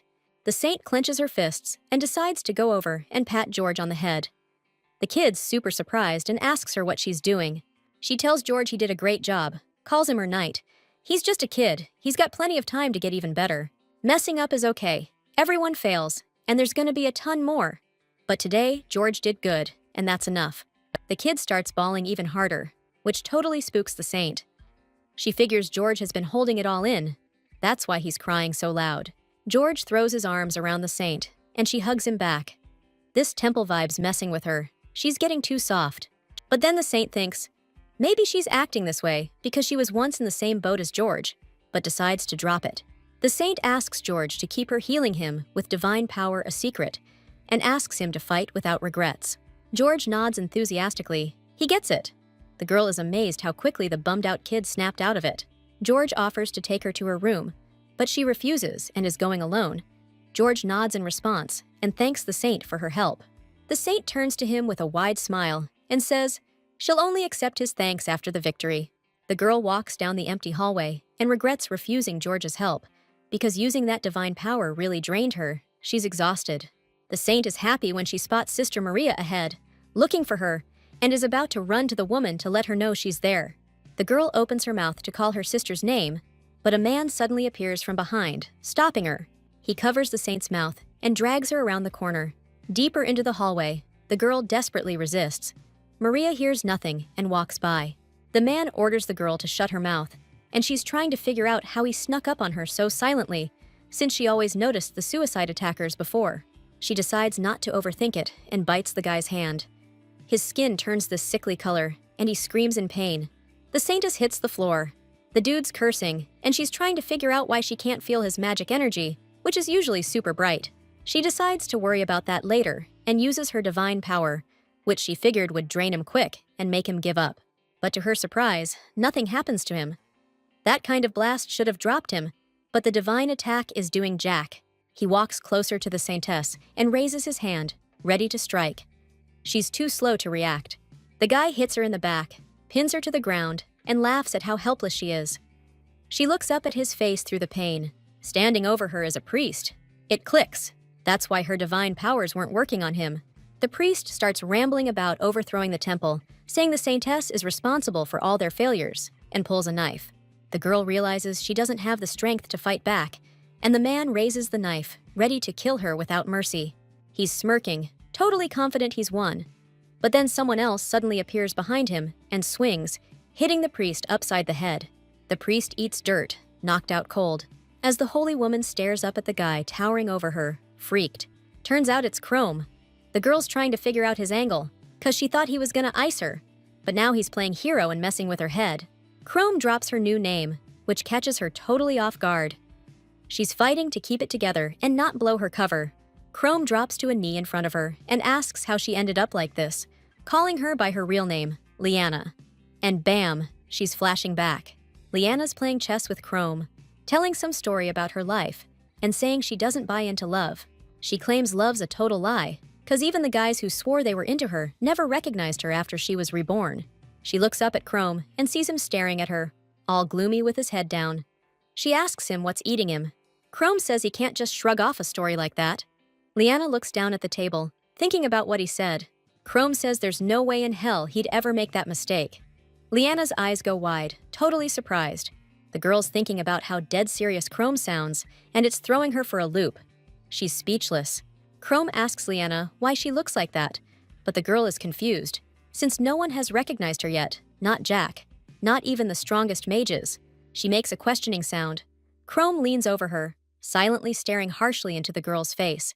He leans in even closer and asks if Liana really remembers nothing. The girl tries not to show her embarrassment, so as not to give herself away. She realizes that if Chrome figures out who she is, he'll take her with him, and at worst, start a war. And she'll never get her hands on the forbidden magic. She tries to pretend she's just a regular kid, forces out some tears, and says she got really scared and almost cried, acting like she doesn't know anything. Chrome's face turns cold. The girl calls him Sir Knight and thanks him for saving her, noticing how stern his face is and the blood-chilling atmosphere around him. Maria spots the two of them, calls the saintess by name, loudly asking what's going on here. The girl is happy to see her and jumps to her feet. Maria examines her face and notices that the saintess is badly injured, asking if anything dangerous happened to her. The girl replies that she was rescued in time. Chrome gets to his feet and informs Maria about the assassination attempt on the saintess, offering to take the would-be killer for questioning and torture to find his boss. Maria sincerely thanks him for saving the saintess. The girl looks at him warily, but Chrome doesn't say anything else. He just stares at the girl, a little sad, politely apologizes, then turns and walks away. Bachman's freaked out by the news about the attempt on the saint's life. His eyes go wide in panic, and he starts talking, almost shouting. Maria's talking to him about maybe moving the tournament finals, since they haven't caught the mastermind, and it could be dangerous. Bachman agrees with her. The saint calls out their names. Maria and Bachman whip around, looking at the girl with interest, ready to hear what she has to say. The girl's standing by the window, saying she's all right, and asks them to hold the finals as planned. Bachman tries to talk her out of it, but the saint cuts him off, saying the tournament's the perfect place to announce her existence, because a lot of people look down on her. The girl's thinking that, yeah, she's not thrilled about being reborn as the saint, but she definitely doesn't want to die at someone else's hands. Bachman puts a hand on his heart, kneels down in front of the girl, and bows his head. He swears to the saint that he'll always protect her. The Holy Father turns to the goddess's attendants and orders them to increase security, and if they spot anyone suspicious, immediately stop the tournament. He tells them not to forget the saint is the most important thing right now. The girl gives them a stern look, and all the attendants reply together that they understand the order. The saint's stuck on how Chrome knew it was her, when everyone else is totally buying that she's the real deal.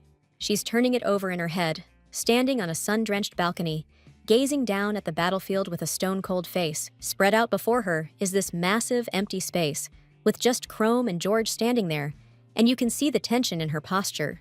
She still can't figure out what Chrome's up to, but she's made damn sure she's gonna do what she has to, no matter what. Watching the fight unfold, the saint notices all the scars on George's body, meaning he's clawed his way up to get this far. She says everyone here is rooting for these guys, and their skills are already proven, no matter how this thing ends. She raises her hand in a gesture of blessing, wishing them a good fight. The final round of the tourney, George IV versus Chrome, begins. The brutal fight between George and Chrome is on, and neither one is giving an inch. They're both coming at each other with everything they've got. Chrome, looking completely unfazed, comments on how totally disgusted he is by divine power. George is scowling hard, staring him down. Sweat's pouring down his face, the kid's beat, but he's made up his mind he ain't quitting, no way. Bahman's asking the saint who she thinks deserves to win, but honestly, she'd just give it to both of them. She's pointing out how different they are. I mean, Gorg worked his butt off to get good, but Chrome? He's always been crazy talented. Thinking about it makes her drift back, like when little Chrome showed her that stone bird he made with magic. Leanna couldn't look away. She was blown away by his talent, especially since she couldn't even make that bird the first time. Chrome was so stoked he nailed it on the first try, kept saying it was all thanks to Leanna, and he really wanted her to tell him he did good. But she was speechless, all these feelings, jealous of his talent, and happy for him mixing together. She finally pulled it together and just gave him a dry, good job. The saint's staring off into space, lost in thought, but her eyes are glued to the battlefield, and Chrome's starting to notice. The dude turns to her, wondering what's got the saint so preoccupied right now. Big mistake, Chrome. Your opponent's got some serious close-quarters skills, and spotting that hesitation, Georg lands a quick sword strike. Still, Chrome's got the chops to block the next one. He slams his sword into Georg's with force, but Georg manages to hang on to his weapon. Even so, George IV managed to nick Chrome with his first strike, the sharp blade leaving a clean scratch on his cheek. George figures he's found the guy's weak spot and decides to hang back a bit, waiting for the perfect moment to strike. But Chrome's getting pissed off. He starts pushing down hard on his sword. George's legs are buckling. It's getting harder and harder to hold his ground. Chrome says his patience is wearing thin, and he doesn't have to play this weapons game. He's just gonna crush George and end it with one blow. But his plans get interrupted by the shrill screams of the goddess and Bahman's servants, yelling the saint's name. Chrome whips his head around. He sees the saint's small body plummeting from the high balcony at top speed, and nobody's even trying to catch her. 5 minutes earlier, one of the goddess's servants had dashed onto the balcony at full tilt, putting the guards on edge with her sprint. But they let her through to Bahman, who was also taken aback by the girl's sudden appearance, distracting him from the tournament. Out of breath, the girl explains that something collapsed during the temple repairs, and a lot of people are trapped under the rubble, and the priests can't help them. Bahman frowns. This freaks him out, and he decides to head to the scene himself and help the victims. He was going to warn the holy woman about his decision, wanted someone to stay with the girl to prevent an accident, but she didn't even notice him. The girl was glued to the action on the field, totally zoned out. Maria smiles, seeing that. She thinks it's cute how the holy woman's so focused on the competition, she doesn't even hear people talking behind her. The holy woman's thinking, even though Chrome's clearly got the edge over Georg, the guy's fighting tooth and nail, actually making progress. She's wondering what'll happen to Chrome if Georg wins, when suddenly a woman rushes onto the balcony behind her. Maria tries to shout and stop her, which gets the holy woman's attention, but it's too late. The maid's already close enough. The woman says the holy woman's death will bring down Bachman. The people behind her are screaming, frozen in terror. The holy woman just stands there, speechless. The maid shoves the girl hard, and she goes flying off the balcony, back first, as the crowd, Bachman, a terrified Maria, and the guards all scream. The fall's over in seconds, but she still has time to think about dying. The girl decides that, all things considered, this life wasn't so bad. She barely has time to think she never got to find the forbidden magic or meet her followers, because someone catches her right before she hits the ground. The girl's clueless why she didn't feel anything when she fell. She hears the crowd gasping and slowly opens her eyes to the sound of their voices. The saintess realizes she landed on something soft. It hits her. It's Chrome's body. He's lying unconscious beneath her. The girl's horrified, realizing that despite his magic, his body's just as fragile as any normal person's. She knows Chrome's gotta be seriously messed up from trying to catch her. He's out cold, and she's trying everything she can to wake him up. She's yelling his name, shaking him by the shoulders, but he's not responding. This freaks the saintess out, big time. She freezes, paralyzed with fear. A scared judge approaches them from behind, flag in hand. He checks Chrome over, but doesn't say anything about his condition. Instead, the guy declares George the winner. He noticed Chrome went outside the ring during the fall and disqualifies him. The goddesses' attendants, their hands shaking, feel Chrome's limbs and determine both his arms are broken. They call for a healer to the battlefield.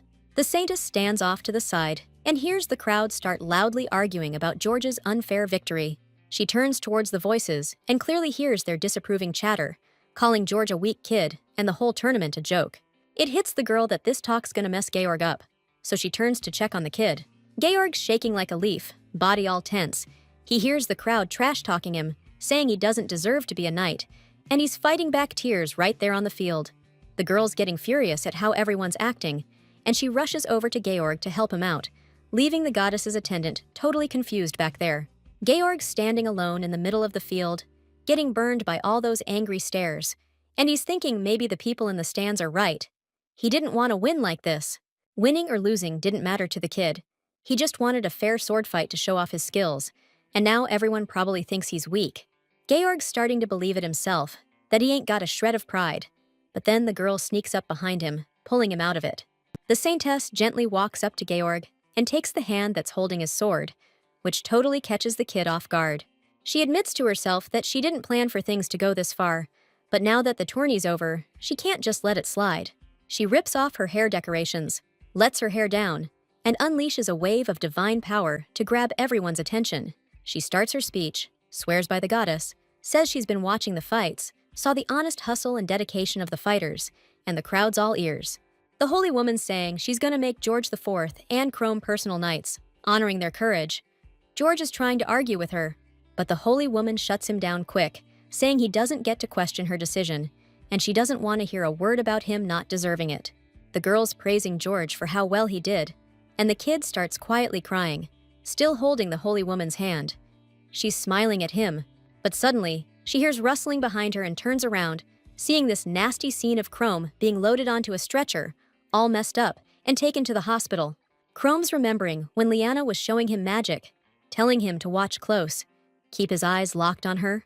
The girl was trying to give Chrome tips on casting, but her explanations were super vague. The kid didn't get a thing she was saying, but he didn't say anything out loud. Liana suddenly jumped up, handed Chrome a bag of food, and said she had to go. Her teacher was probably waiting for her. The kid's staring at the bag, confused. Liana waves goodbye, promising to bring more food later, and tells him to share it with his friends. Chrome wakes up and calls out to the girl as she's walking away, wanting to tell her his name and ask hers. He's totally blushing. Liana flinches at him shouting, but turns back to the kid and introduces herself, spelling out not just her full name, but what it means. So the girl's talking to this old beggar, the one she just gave the food to. She's saying she brought a little extra today and asking him to share it with those who are hurting. The old man sincerely thanks the girl and politely asks her to pass on the people's gratitude to Lord Runabelt. Chrome's around the corner, checking the girl out. He thinks he's hidden, so he leans out a little further. Suddenly, Liana pops up behind him, practically glowing with magic, and shouts, "Chrome, what are you hiding here for?" The kid jumps, but Liana ignores his fright, conjures up a food package with magic, and says she's been looking for the boy for a long time and is glad to finally find him. The girl hands him the food and says if it's not enough, he can come to her or the teacher and ask for more. Chrome asks if there will be enough food for the teacher and Liana if they keep sharing with everyone, and if they will be in trouble if the emperor finds them and tries to hurt them. Liana jumps to her feet, all offended, and yells that nothing like that can happen, and the emperor just looks down on everyone anyway. Liana puts her hand to her heart and assures the boy that the teacher can protect her no matter what. Then she gives a radiant smile and not so seriously says that she's pretty strong herself and can handle her own. Looking at her confident face and wide smile, Chrome just thought, man, it'd be awesome if I could make this girl happy someday. Liana's standing in the middle of a deserted battlefield, pondering the meaning of mortal life, staring at the dust rising from the barren, rotting ground. She decides that the beauty of the world and human happiness are pointless because people die, and after death, all problems become meaningless. Tears stream down the girl's cheeks as she turns to Chrome, standing behind her, and says she misses her teacher terribly. Chrome notices that since Runebelt's death, he hasn't seen that beautiful, bright, and kind smile on Liana's face even once. He decided then and there that Liana would only smile as brightly as she did in childhood if she achieved her goal, so Chrome resolved to stay by her side. After her death, Chrome simply decided to wait for the girl's reincarnation, killing anyone who stood in her way. Shortly before her death, Liana told Chrome that she would be reborn in a new body, at best, the day after she died, and at worst, in 3 years. So Chrome figured the wait wouldn't be that long, and he eagerly awaited their reunion, bringing fresh bouquets to Liana's body every day. When the news about the saint reached him, he decided to kill the girl, seeing her as an obstacle for Liana. Chrome was going to kill her with his bare hands so the saints would notice his magic. But right as Chrome was plotting to ice the kid, she and George zipped past him. George was hounding her to practice her speech. Chrome noticed how the saintess answered George and how fast she bolted away from him the second rehearsals came up. Instantly, memories flooded back of how much Liana hated cramming, how she avoided it at all costs. Chrome knew right then and there the saintess was Liana. Figuring the magic shutdown had just cranked his senses up to 11. He picked up almost immediately that the saintess's habits and mannerisms were practically identical to Liana's. George had already scolded and led the girl away, while Chrome was mulling it all over. But with this realization, Chrome was hit with another question. He was trying to figure out why Liana hadn't come back to Runebelt with Jack, and decided she must have forgotten everything. Then, he cooked up an even more messed up idea. He decided he meant absolutely nothing to Liana. Chrome was pissed and clenched his fists in anger. The man decided he absolutely had to get the girl back to Runebelt. He was standing on the little balcony outside her room, waiting for the perfect moment to sneak inside. He heard the saintess start crying in the room, and took a peek. He heard the girl was crying about a nightmare, and Maria came over to comfort her. Chrome looked at the girl sadly and turned away. He decided if Liana was living happily here, he had to leave her be and just slip away quietly. Maria called the girl over for a big hug. Happy as could be, the saint went right to her, melting into the hug and clinging tight. Even after the hug, the tears kept flowing, but a satisfied smile spread across her face as she started to drift off.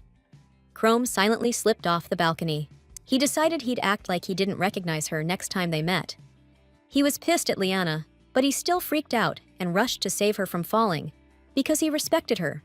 When she was trying to bring him around, he mumbled at her not to use his name, like they were strangers, but she didn't hear him. She kept getting closer, but instead of Little Saint, Chrome saw Liana. The changes in her were really messing with him. Chrome woke up after getting wrecked, thinking he had to ditch his feelings. Liana was alive, yeah, but she wasn't the same person she used to be. He carefully sits up in bed, looks around, and realizes he's in the hospital, but he's barely surprised. Chrome's pissed that he passed out from such a minor injury. He's about to dive deep into that thought, but then something warm touches his palm. He looks down and sees Little Saint lying next to him, clutching his finger tight and snoring softly. Chrome stares at the girl, stunned and frozen. He purses his lips, overwhelmed by emotion, and gets ready to do something. But then a guy walks into the hospital, making Chrome flinch, but he doesn't let go of the saint's hand. Chrome recognizes the guy as Bachman, who used to be called the Holy Shield, and Chrome flashes back to a young Bachman. But he snaps out of it and realizes Bachman's old now. You can't call him Holy Shield anymore, he's Holy Father now. Bachman asks Chrome how his hands are, says the saint healed them with her blessing, and Chrome's shocked to see his hands are fine. The dude sadly looks at the sleeping saint, and Bachman decides to tell him about how the saint fixed his hair. Chrome cuts him off, kinda harsh, saying he got disqualified and has no reason to stay, stands up and lets go of the saint's hand. The guy gets out of bed, puts on the clothes he took off before the tournament, says he's leaving, and heads out past Bachman. The Holy Father, without turning or showing any emotion, asks if the guy's name is really Chrome. He says Chrome looks a lot like someone he used to know, and Chrome knows exactly what he's talking about, tensing up, his face in shadow.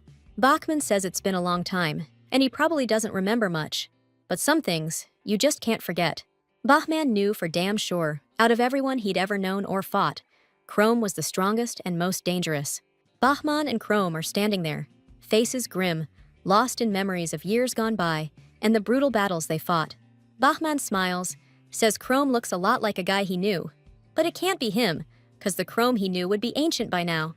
Chrome looks at the smiling Bachman, remembers that despite his friendly face, the guy always went for your weak spots, showed no mercy. Chrome clenches his fists, remembering how Bachman forced Runebelt to retreat, but with a straight face he replies he doesn't quite follow. Bachman says he doesn't care who Chrome is, since he's already saved the temple's treasure twice, and even the Holy Father couldn't repay that with his life. Bachman bows to Chrome, asks him to stay at the church, saying it's the holy woman's wish. Chrome's stunned that this guy, who wouldn't back down to anyone on the battlefield, is bowing so easily and asking for help for the holy woman. It hits the guy that he won't be able to sneak Liana away easily. He'll be watched every second. Chrome's thinking about how much Bachman's debasing himself for the holy woman, unable to express his loyalty. Chrome decides to go to extremes. He asks Bachman if he meant the sin of wrath when he was talking about a hero, calling him the strongest he knew. He remembers Bachman's title and his own long-forgotten nickname, the Unbeaten Sword, and asks again if Bachman was talking about the sin of wrath, one of Runebelt's 7 scourges.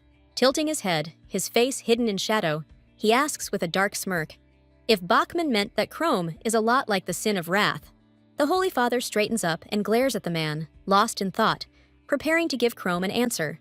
But he's interrupted by the suddenly awakened Saintess, who immediately draws attention to herself and starts complaining about the noise. Bachman asks the girl if she's awake. The Saintess responds with a mumble, rubs her eyes, and yawns sleepily.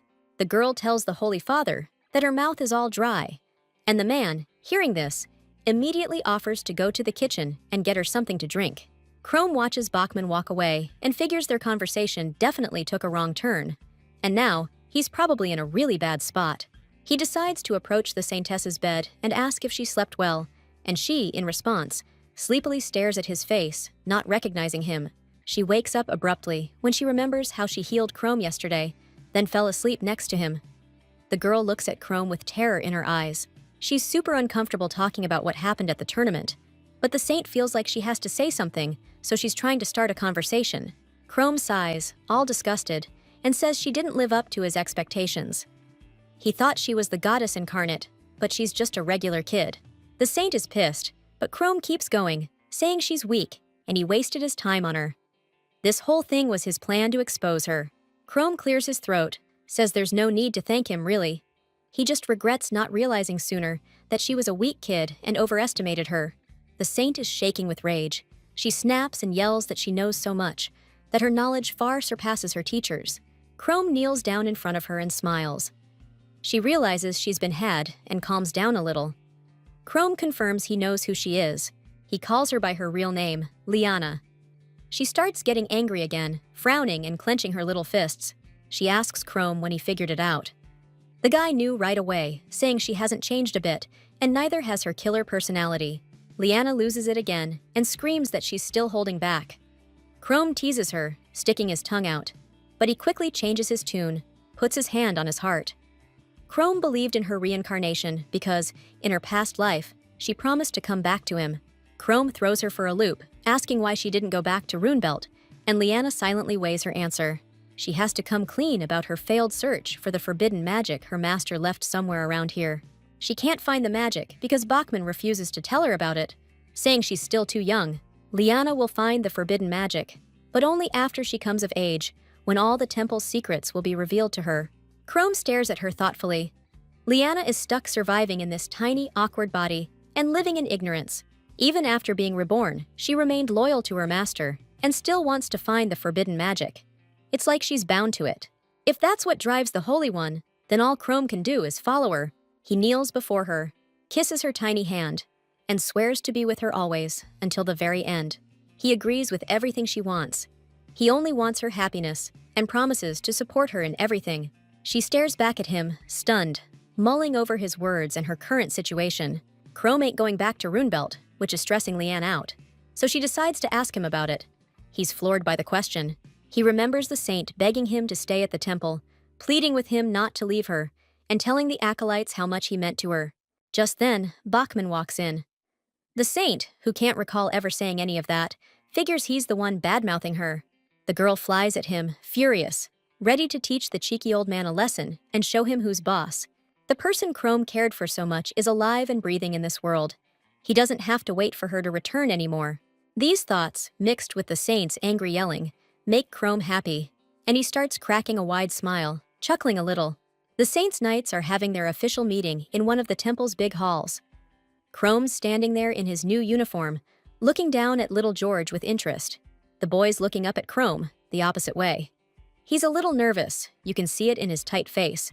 The knights are officially greeting each other. After the bow, George walks up to Chrome and very quietly asks if he can ask him something he's been wondering about. Chrome just nods, and George asks him how old he really is. The guy's taken aback. He was gonna lie, but this time he decided to be honest about his age. Georg wasn't ready to hear such a big number. Chrome was 68 years old. Georg III walks in, blown away by Chrome's confidence and power. He asks him to protect the saint from anyone who threatens her. Georg thinks it's most likely that the saint will be attacked by messengers from Runebelt. He brings up Jack as proof. But Chrome disagrees. Maybe the job's coming from the inside. Someone in the temple might have their eyes on the saint. Georg's stunned, but his father calms him down. He says that's possible too, 'cause not everyone likes the saint. While they're hashing out a plan, the saint walks in. She remembers the attackers' conversations and figures they want to take over as Holy Father. The girl stops talking and stares at Chrome's face, checking out his clothes. The man just keeps looking back at her. Chrome looks good in his new outfit, and the saint tells him so. Chrome thanks her for the compliment. They quickly move from pleasantries to the heart of the matter, discussing the saint's attacks. Georg watches the conversation, jealous. The only one who'd benefit from Bachman leaving as Holy Father is brother Omar, since he's next in line. The saintess is shivering from cold and fear, but she's trying not to show it, telling everyone to be careful and avoid Omar's sight. Georg notices the girl shivering and goes to take off his cloak to cover her, but he's too slow. Chrome beats him to it, throwing his huge cloak over the saintess's shoulders. She's still a little chilly, but sincerely thanks Chrome for his care. Watching all this, Georg is totally thrown. Chrome, without even trying, is practically pushing the boy away from the saintess. Chrome knows the saintess too well. This unnerves Georg, 'cause he's known her for 5 years, but can't react to her needs that fast. And Chrome, who hasn't even been around the girl for 5 weeks, gets her instantly. Plus, he's super strong and smart. It's like there's no room for Georg around the saintess anymore. He gets really bummed thinking about it, starts feeling sick, and tells the saintess. The girl asks worriedly where it hurts and what's wrong, wanting to heal him. But you can't fix emotional pain with a goddess's power. Georg gets that and heroically bolts out of the room, so he doesn't embarrass himself in front of the girl. He just needs to chill for a bit. The boy feels genuinely awful about what he did, 'cause the saintess is worried about him, and he's straight up lying about how he's feeling, 'cause of some dumb insecurities. George III bolts after his son, while Holy and Chrome judge young George's obvious fakery. They move to the table. Chrome feeds the girl cake. They're talking about George's actions, and Chrome can't help comparing him to Beatrice. Holy doesn't like the comparison, but she agrees it's true. Beatrice used to whine whenever Leanna gave Chrome more attention than her. George is probably acting weird for the same reason Beatrice did. Chrome just says it out loud, but Holy doesn't react at all. Chrome doesn't care about George's problems, so he drops the subject and keeps silently feeding Holy. They get back to the Omar theory, but the guy's busy with the books right now. He's slammed, which is his main alibi. Chrome and Holy are back to square one. They still have no suspects, and the girl's lost in thought. The girl decides to think like the perp, asking Chrome to map out a plan, imagining herself in the criminal's shoes. The guy's thinking back on everything that happened. Getting close to Holy now is impossible, not after security's been beefed up after those 2 failed attempts. Chrome draws an analogy, picturing Holy as an untouchable tree that he needs to take down.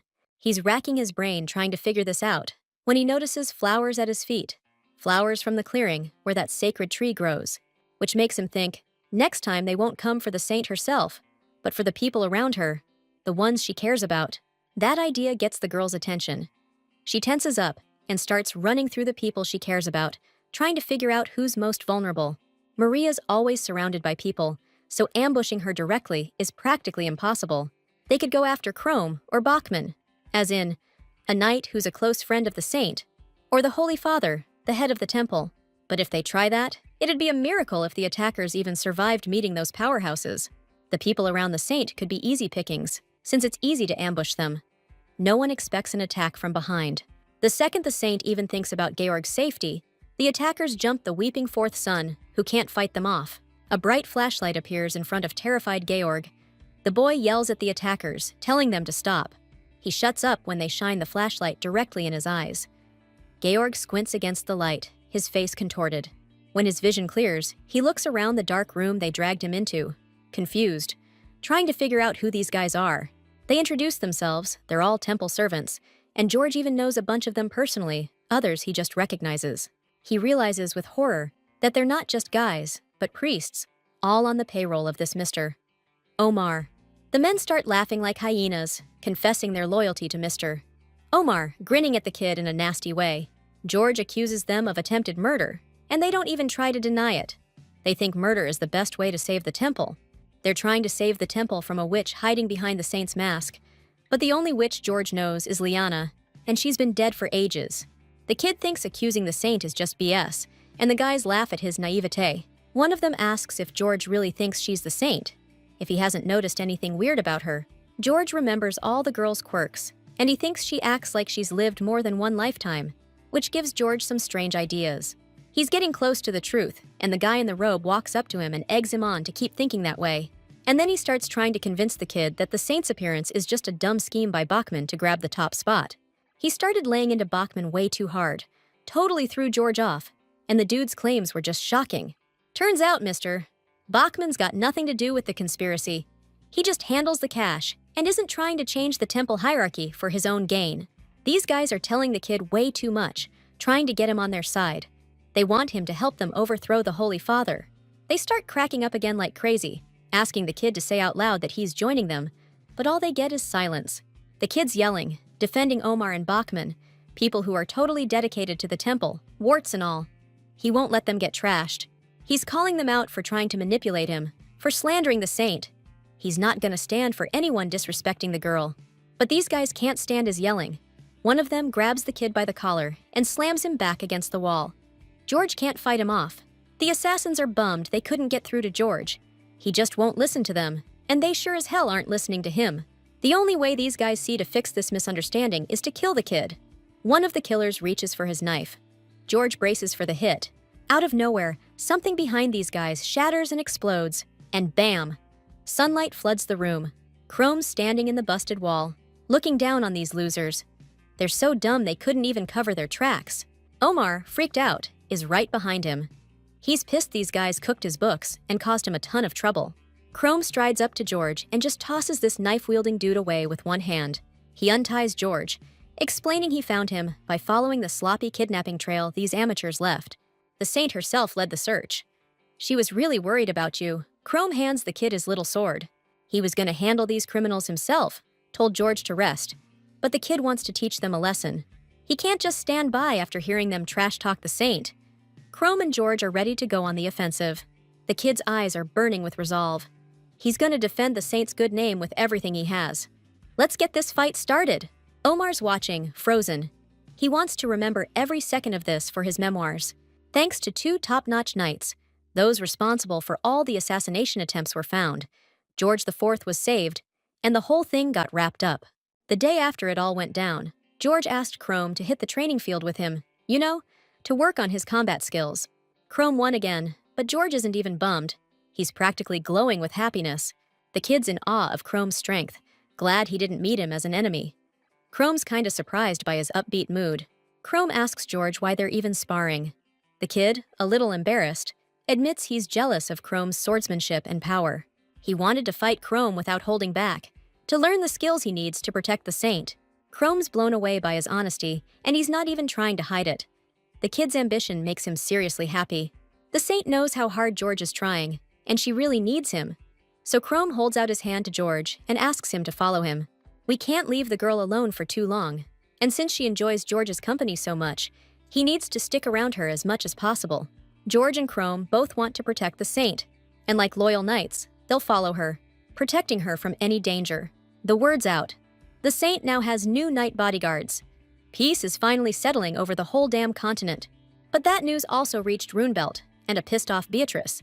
She's calling Chrome a traitor, no question. She's vowing to tear down all of Asperia, Chrome, and the saint. So much for peace lasting. Liana and Chrome are grabbing a bite at this little diner. Looks like it's been around for 50 years, but Liana swears it'll stand strong for another 100. She really wants to meet Chrome at this diner again in their next lives. Her words are burned into Chrome's memory forever.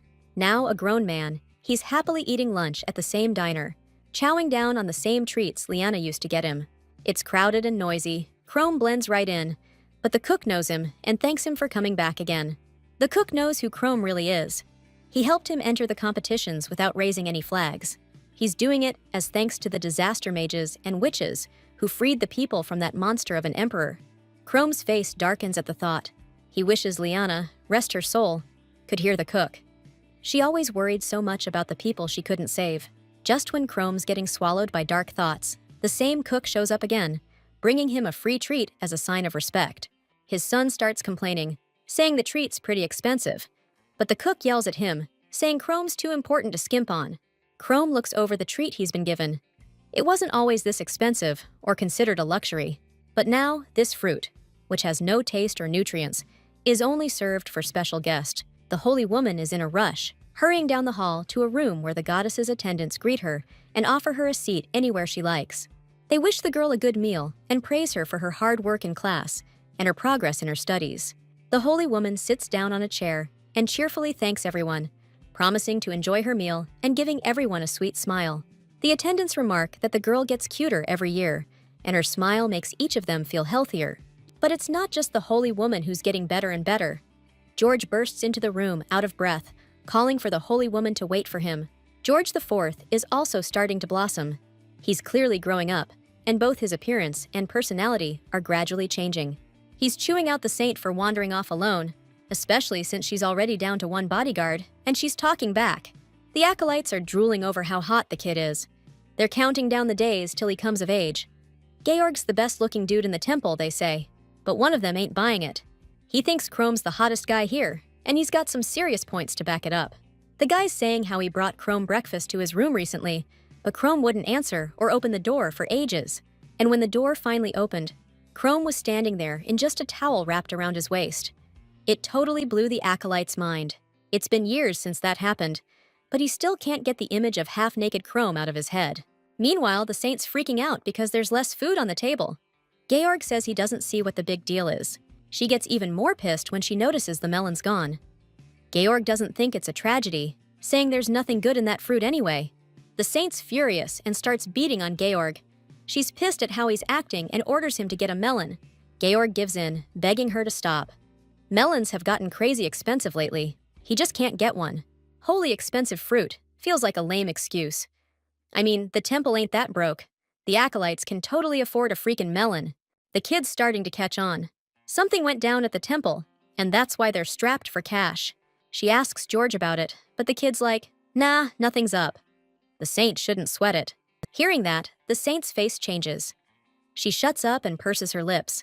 She's heard that song and dance 1,000,000 times, in all her lifetimes. Every single time, she dies before she gets to grow up. So the kid's entire life is just childhood. And not even a real childhood, the kind where you learn stuff. Adults always decide everything, every single time. Leanne thought the saint's life would be different this time. But it's just the same old crap. George is watching her face like a hawk, and he cracks. He starts spilling the beans about what went down at the temple. Thing is, it's not the temple's fault. There's a bigger problem. Chrome reaches into his inside jacket pocket. He pulls out a newspaper and hands it to the saint. Reading it should clue her in on what's really going on. The saint's face twists as she reads. Her eyes widen, staring at the paper with disgust and disbelief. Meanwhile, in Runabout, Jack slams a stack of the same newspapers onto Beatrice's desk, furious. He wants to know where all these articles came from, articles that Beatrice definitely wrote. The girl glares at the mage, not hiding her authorship at all, but almost seeming proud of it. A young Beatrice stands before her family, all her relatives praising her, calling her the best kid in the world. Born into an aristocratic family, she was pampered and spoiled, talented in everything from childhood. Being the best was a given for her, but she lived like a frog in a well, and when she met someone stronger, she couldn't stand up to them. That fateful encounter shattered all her beliefs in her invincibility. The strong person even refused to fight her, which Beatrice took as an insult. Leanne's power, looming over Beatrice, was tens of times greater than that of her previous opponents. Beatrice sat helplessly on her knees before the girl, unable to utter a word from the rage devouring her from within. Looks like someone way stronger than her showed up. Beatrice couldn't let that slide, and Leanna caught her eye. These articles are talking smack about the saint and her melons, saying she's using them to launder money. Beatrice denies everything. Jack doesn't buy it. He knows how hard Beatrice works to gather up all the melons across the continent, just to jack up the price. Beatrice calmly listens to his arguments, sipping red wine from a tall glass. Jack's trying to get a rise out of her. He gets his reaction when he mentions Chrome in his rant, the guy who sent a letter asking them to leave the saint alone. Beatrice crushes the glass in her hand. She flies off the handle, telling Jack to shut his mouth and never mention Chrome again. That traitor's name is like nails on a chalkboard to her. Jack likes the saint too, but at least he stayed in Runabout, which is why Beatrice is going a little easier on him. She flashes a ring, reminding him who's in charge here. Wine mixed with blood is dripping down her hand. Beatrice runs Runabout now, and Jack has to play by her rules. No complaints allowed. And if he does have complaints, Beatrice will talk to him, but only after he's dealt with that mountain of paperwork. This girl's breathing fire down Jack's neck, 'cause he's dodging this job. He ain't used to using his brains, always relies on his pretty face. Beatrice is freaking out, chewing her nails to the quick, and Jack, filling in for Chrome, is keeping an eye on her. He figures he'll leave already pissed off Beatrice alone and get to work. He's got a mountain of paperwork to get through. He's got total faith in Chrome's skills, knows he can protect the saint, but he's worried about the changes in his queen's personality. All that stuff in the papers is a scam, but Beatrice's plan is working. Melons are crazy expensive. People are even stealing them from the temple. Even George's house is melon-free now, so the saint's gonna have to settle for other fruit until things calm down. She's not thrilled about it, obviously, but she can't do anything about it, so she starts chowing down on other, equally healthy fruits. Suddenly, something clicks in her head, and she throws her arms around George's neck with a big smile. She's asking why little Georgie knows so much about the melon news, about the temple's supplies, if he doesn't even care about the fruit. The penny drops when she feels George tense up under her hands, trying to push her away. He's grabbing a melon, so the saint won't be too bummed she's not around. And she knows it, so she's messing with George on purpose. The kid's right. George can't argue and tries to bail, but he can't shake the saint off either. Mid-attack, she spots Chrome coming up and asks him to help her stop George from running away. But instead, Chrome pulls her off the kid.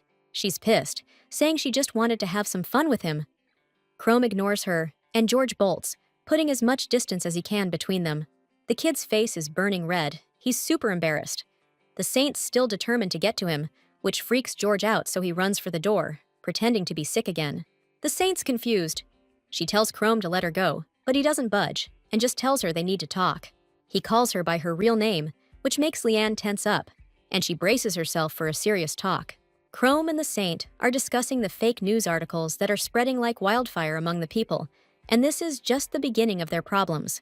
The accusations against the Holy Father and the saint are piling up. If this keeps going, donations to the church are going to dry up.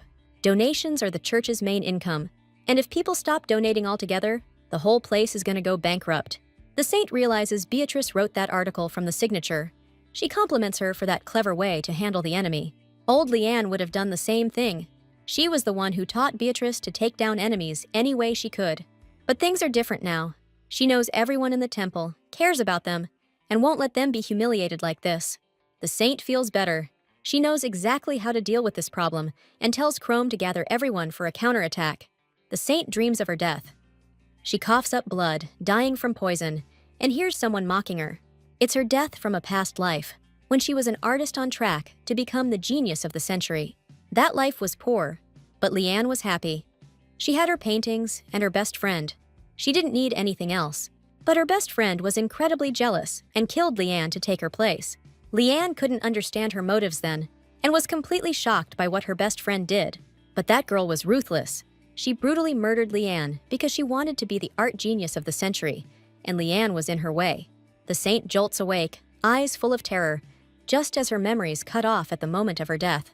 Chrome was right there next to the sleeping girl the whole time. He knew instantly she was dreaming about her past life again. Whenever she dreams about those past lives, she sobs in her sleep, then wakes up and cries alone so she doesn't bother anyone. Chrome brought Liana some warm milk, hoping it would calm her down faster so she could get some real sleep. She's got a huge day tomorrow, standing up to Beatrice, and thinking about it, she tenses up. The girl doesn't see anything weird about Beatrice's behavior. In this situation, she could totally think Chrome and Liana ditched her. Chrome still thinks she's wrong, but Liana actually praises her, saying she's a strategic thinker with an unusual approach to taking down enemies. Thinking about Beatrice, Liana draws a line between her behavior and the way her old best friend used to act. It's almost the same. Remembering all that gets her down, because that friend murdered her, and Beatrice might just do the same thing. She's never had a peaceful death in any of her lives. Someone's always killed her, and she's scared Beatrice will be the one this time. Crack of dawn, and a bunch of reporters from all over are hitting up the Asperia temple, yapping about the rumors that it's going bankrupt. The saint's got a seriously bad rep now, so these reporters are walking into the temple all twitchy, expecting to see some little devil. But their eyes practically pop out when the doors swing open and the saint's radiant face blasts them with light. She looks like the living image of the goddess Asperia herself, sitting calmly in a chair in the middle of the hall, thanking them for coming all this way.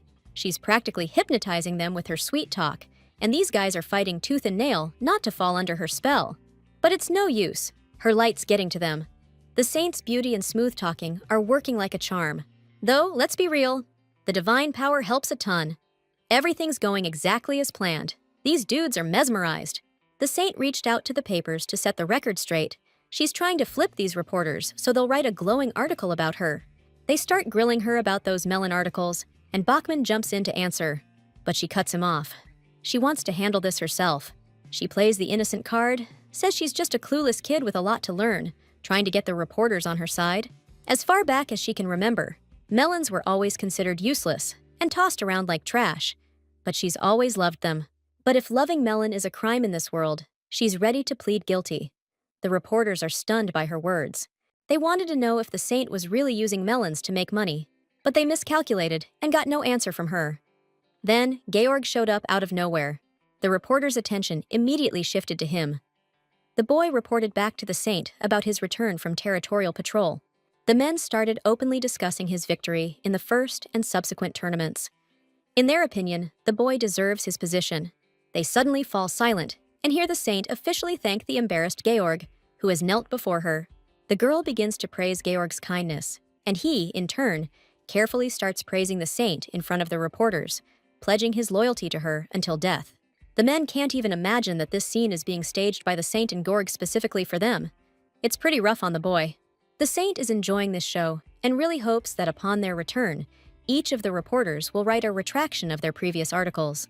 She hoped the articles would restore her dignity in the eyes of society, but instead, she got another false article, claiming she was having an affair with Georg. Things just got a whole lot worse. Now it's going to be damn near impossible to change their minds. The church is going to lose its income, and the saint's plans are screwed. The saint's freaking out, ripping the new paper to shreds, and cursing Beatrice, who definitely had a hand in this. If the reporter's original stories had actually gone live, Beatrice's plan would have been dead in the water. But she bought up all the papers and shut it down. Those articles made the saint look amazing. The reporters were talking about her incredible charisma, her strength, and how genuine she seemed. That description of her presence and charisma reminded Jack of Leanne, who always had those qualities. Beatrice asks if Jack's really talking about the queen. He confirms it, and she just loses it, ripping into him for comparing their queen to the enemy like that. Jack's getting dark. He knows who the saint really is, but he can't just tell her. He'd never break a promise he made to Leanne. He asks if his words even bother Beatrice, hoping she'll say yes. But she gives him nothing. Beatrice clenches her fists, totally pissed. The similarities between Leanne and the saint are getting to her, but she's already got an explanation, and she's sticking to it. In her mind, the evil saint twisted Chrome's arm and squeezed him for info about Leanne just so she could copy her. With Leanna gone, Beatrice has to be the best. Just thinking about it pisses her off, and another genius plan starts brewing in her head. Maria came to the saint's room to brush her hair before bed and noticed how heavily she was sighing. The saint's wondering if she's really the messenger, the goddess incarnate. Maybe it's all a mistake, and she's just a regular kid. Maria's shocked by what she's saying and double-checks, trying to make sure she heard right. The saint remembers those articles blasting her and calling her a liar. The temple's suffering because of those articles. They're saying she's not a real saint, and donations are drying up. If she hadn't been reborn into this body, none of this would be happening. Maria, after hearing the saint's worries, starts chuckling quietly, which really ticks the girl off. Maria reminds the saint about staying up all night reading the newspaper, trying to learn how to answer those reporters' low blows. Maria's not the only one who knows about the saint's efforts. All the temple servants do. Maria tells her not to worry, because no matter what the rumors are, the temple servants value her a lot and will always have her back. The girl's totally flustered by that kind of talk, blushing and giving a quiet thanks to the completely chill woman, while Maria just keeps doing her thing. In any of her past lives, Liana never got parental love. Nobody ever cared for her, and only Maria and the teacher were able to give her that. Back in her previous life, Liana worked so hard to learn magic and become as strong as the teacher that she actually got sick. She really wanted his approval and to learn forbidden magic. Liana kept asking how she could gather as much magical power as the teacher. Each time, the man stubbornly repeated that there were only 2 ways to gain power, something the girl remembered perfectly well. The first was to seek out knowledge on her own and concentrate it in her body, but the teacher never told her about the second.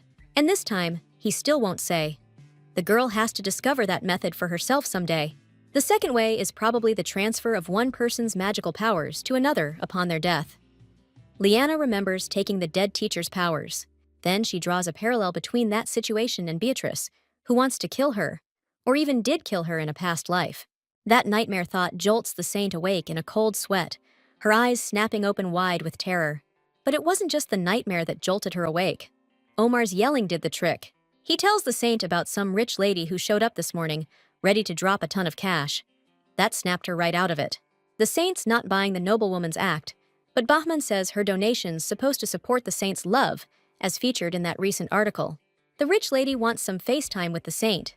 Bahman and Omar are begging her to smile, make a good impression, and rake in the dough. The saint, who doesn't even believe in love, is getting a donation in love's name, especially after all those nasty articles. She's finding the irony hilarious. She starts thinking about the dreams she's been having lately, all this stress, and decides to tackle the money problem so she can at least stop worrying about that. The saint decides to meet with the aristocrat. Her family was famous even before the empire collapsed. Out of nowhere, she hears this voice, one she knows way too well, and it almost scares her soul right out of her. Everything starts to blur as the voice calls her by a new name and thanks her for this meeting. Standing before her is Beatrice of the Graham family. She's a pro at playing innocent, and you can't see her true colors through that fancy dress. Beatrice glares at the saint, pure rage flashing in her eyes, and thanks her for the audience. The saint in front of her forces a nervous smile, frozen in place. The whole thing both hilarious and terrifying. The dreams that have been bothering her for so long were actually prophetic visions. The Graham family died out during the fall of the empire and the start of the war. Omar's stunned that a survivor from that line has appeared. The saint's not surprised at all. She knows about Beatrice's immortality and how she managed to survive. Like Chrome, who showed up in the holy capital of Asperia, Beatrice has completely masked her magic, hoping to get rid of the saint unnoticed. But she won't get away with endangering the girl. Paladins guard the temple around the clock, and they'll spot trouble fast. The saint's face darkens at the thought. Beatrice has to know how heavily guarded the temple is. In that case, the purpose of her visit remains a total mystery to the saint. Beatrice notices the gloom on the girl's thoughtful face. She asks if the saint is angry with her, snapping the girl out of her deep thoughts. Beatrice, acting all bummed out, pretends to get why the saintess is pissed about her surprise visit, and acts like she's gonna bail with the offerings. The saintess can't let that happen. The temple's in no shape to turn down any kind of cash right now. She'd love to kick Beatrice to the curb, but she grits her teeth and swallows her pride for the sake of the money. The saintess is dying to know why Beatrice is pulling this crap, so she fakes a smile and acts all sweet. She's got to invite Beatrice into the temple, wish her a good time, all with a stone-cold poker face. After that, in the saintess's eyes, Beatrice turns into this total monster, grinning like she just won the lottery.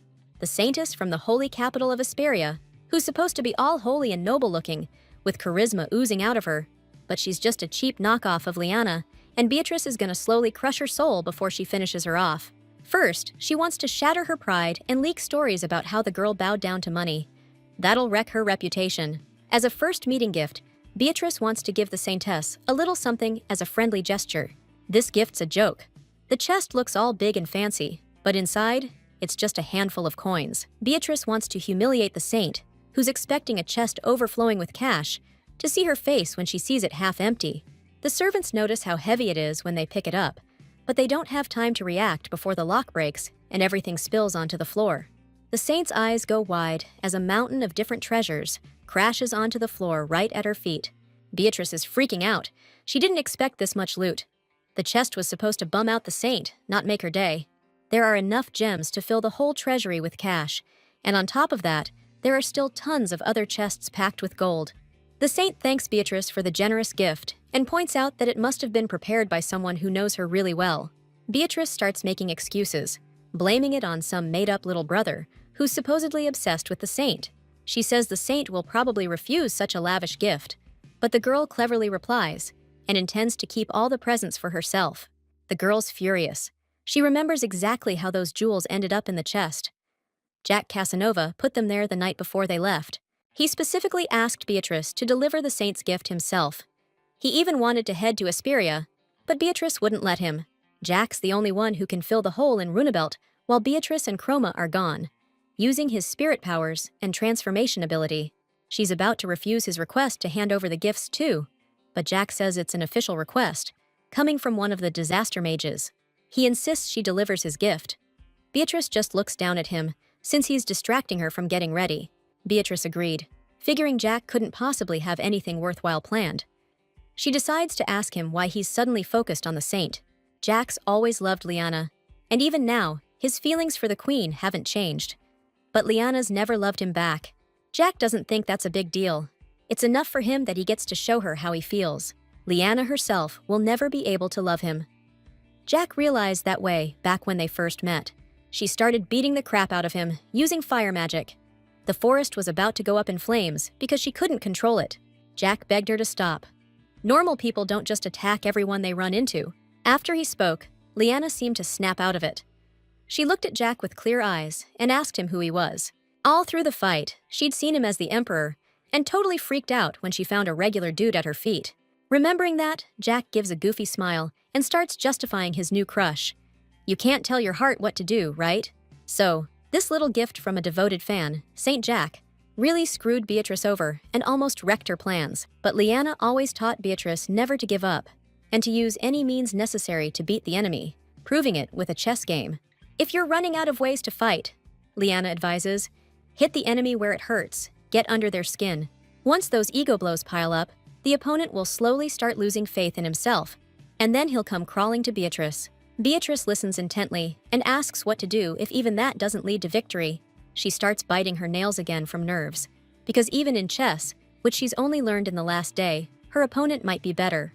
Liana pulls Beatrice's hand away from her face, telling her not to overthink it, but the girl keeps worrying about possible losses. Liana swore that even if a chess prodigy crossed Beatrice's path, they wouldn't stand a chance, because nobody outsmarts Liana at this game. And since she was the one who taught Beatrice how to play, nobody on Earth should be able to beat her. So she's totally floored when she loses during the saint's visit. A little kid wiped the floor with her. The saint sits there all smug in the chair, right in front of a stunned Beatrice, having suggested the game and not regretting it one bit. At first, Beatrice jumped at the chance to play, thinking it'd be a great opportunity to show off her skills. But the saint's better at absolutely everything, from chess and drawing to singing. Instead of crushing the saint's pride, Beatrice has actually helped her gain even more respect from the believers. And chess was always Liana's thing. She was the best at it. But now the saint's like, mocking Beatrice, mirroring her dead queen in every way. Beatrice sees this pointless imitation of her mentor, Liana, as a personal insult.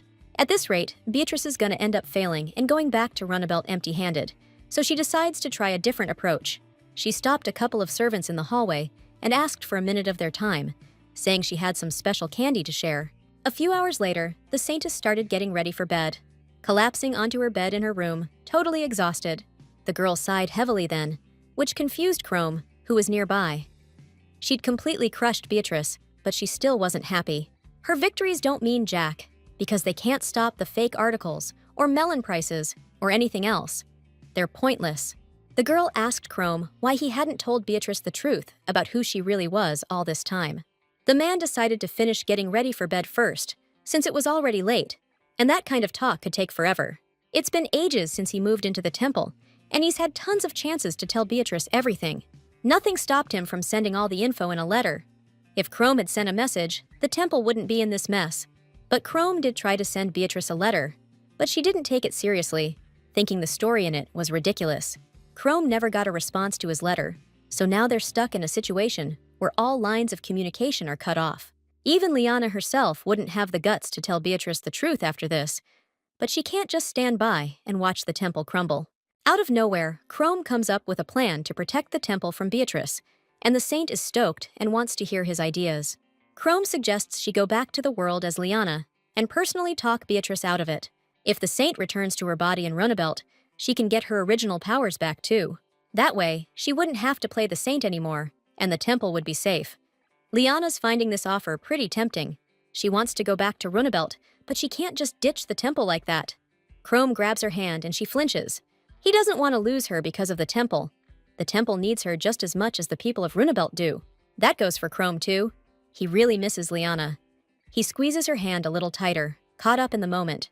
Her family's in Runabout, among the disaster mages. Not here, not in the temple, not in Holy Asperia. Chrome begs her not to forget that. Memories of the good old days with Liana flash through his mind. She's looking at him like she's flashed back to her past life for a second, reliving those good old days too. She's about to say something to Chrome, but a loud knock on the door cuts her off. Totally unexpected by both her and Chrome. They both head to the door and ask who's there, 'cause it's late and nobody usually visits the Saintess at this hour. Beatrice's loud voice comes from behind the door. The Saintess recognizes it instantly. She apologizes for the late visit and asks the girl to open up. Beatrice is standing there with a tray and tea in her hands, asking the Saintess for a bit of her time. With a nasty smirk on her face, she found some amazing tea leaves and brewed them especially for the Saintess, since she's heading home tomorrow. That's why she's barging in on the Saintess so late. She really wanted to spend some time with her one last time. No way food brought this late is completely innocent. The Saintess catches a faint scent coming from the tea. Beatrice slipped a potion that Liana told her about into it, something that forces you to tell only the truth. The moment a lie slips from the lips of someone who's drunk that potion, they'll suddenly feel pain, weak but unpleasant enough. So Beatrice is going to use this to figure out why the hell this girl's pretending to be Leanne, and get rid of her if necessary. But she's still got this one doubt nagging at her, remembering those days with Leanne right before she died. Back then, Beatrice made her some tea, just regular tea, and brought it to Leanne's art studio.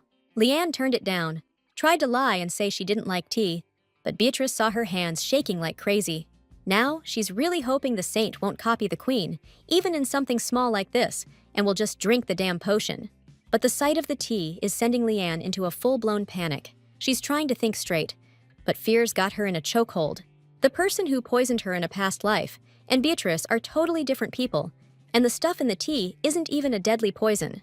But remembering her friend and that wide grin during that brutal murder, Leanne starts comparing her to Beatrice and second-guessing everything. She doesn't know what'll happen if Beatrice actually decides to offer, and the queen's really putting the pressure on the saint. Leanne can't take it anymore. When Beatrice starts rushing her, she snaps and gets absolutely furious. Losing it, Liana swept the teacup and saucer off the table. They shattered and tea went everywhere. Beatrice went ballistic, not expecting such a spot-on queen impression. She froze, speechless with rage. Liana froze too, trying to grasp what she'd done. Sweat started trickling down her strained face. The girl started apologizing to Beatrice, but it was too late. Beatrice stood up and looked down at the saint. Beatrice unloaded on the saint, calling her a disgusting fake, a worthless imitation. Her fury blazed like green fire. Beatrice reared back, raised her hand to the saint, ready to strike with magic. The saint stumbled back, but suddenly, Chrome appeared in front of the girl, heroically shielding her with his own power. Chrome struggled to hold back Beatrice's onslaught. She had way too much mana built up. There's no way she got this strong in just a few years. Chrome realized Beatrice's mana was contained in the necklace she kept touching. She didn't come here unprepared. Chrome's at a disadvantage here. He knows it, and yells at the saint to get out of the way. Magic energy slams into the guy. Liana gets thrown aside, and Chrome ends up clear across the room. Beatrice uses her power to lift him into the air, choking him by the neck, cutting off his air supply completely. Her first instinct is to just get rid of him. She's already tasting victory. But then something distracts her. She figures she should deal with the reason she's even here in the first place. The saint tries not to show her stress. If Beatrice keeps making a scene, a squad of paladins will rush in. That's what was calming the saint down. But then Beatrice drops the naive bomb. She drugged the paladins. They all ate sleeping pills. That girl gave them something. The saint totally didn't see that coming. Beatrice is strong, but against that many enemies, she's practically helpless. So she went with a sneaky plan and handed out spiked candy. Like idiots, everyone in the temple happily ate her candy, just proving to Beatrice how dumb and gullible they were. Now she can easily take out the saint without any witnesses. She charges in, ready to strike. But her power doesn't even reach the saint. It's blocked by a way more powerful holy force, and Beatrice is just stunned. Turns out this kid is actually a saint, and Beatrice is having a seriously hard time believing it. The saint's giving her the death stare. Magic and holy power are opposites. But to be clear, holy power is the stronger of the two. Liana drilled that into Beatrice. They were fighting against Saint Asperia, where tons of people had holy power. Priests are tough to beat unless you hit them with some serious magic. That's why Liana told Beatrice to run if she ran into one. She was worried sick about her and swore to beat down anyone who came after Beatrice. The girl never forgot that. Right now, even the smallest hit against the saint's shield was causing her unbelievable pain. The kid's energy was way stronger than hers. Beatrice figured that out after the first few blows.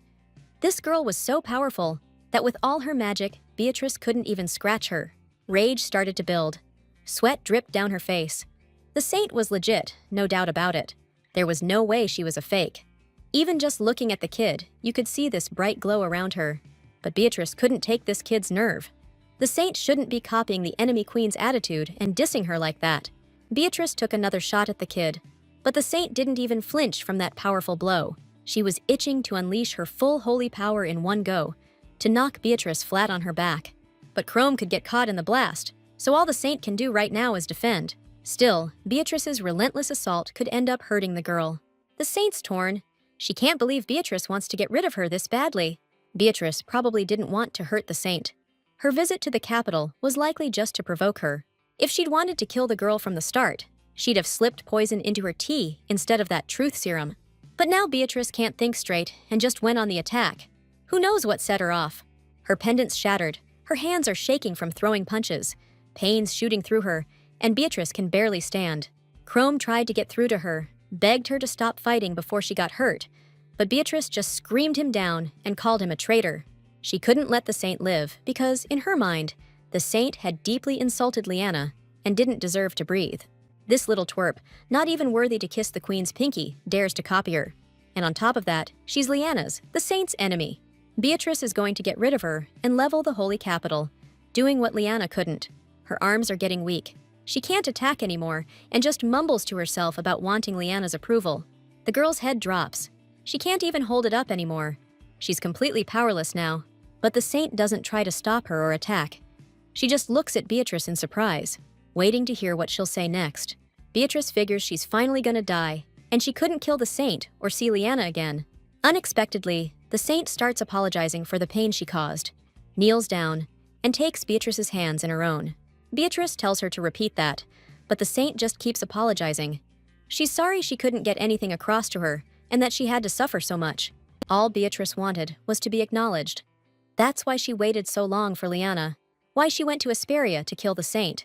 Little did she know Liana had been reborn in that body, and it only started clicking after the saint's words sounded so damn familiar. While cleaning up the spilled tea, Liana and Beatrice got to talking about one of Liana's past lives, where she was poisoned with tea. That's why Liana doesn't accept tea from just anyone, why she knocked over Beatrice's tray, and why she's totally mortified right now.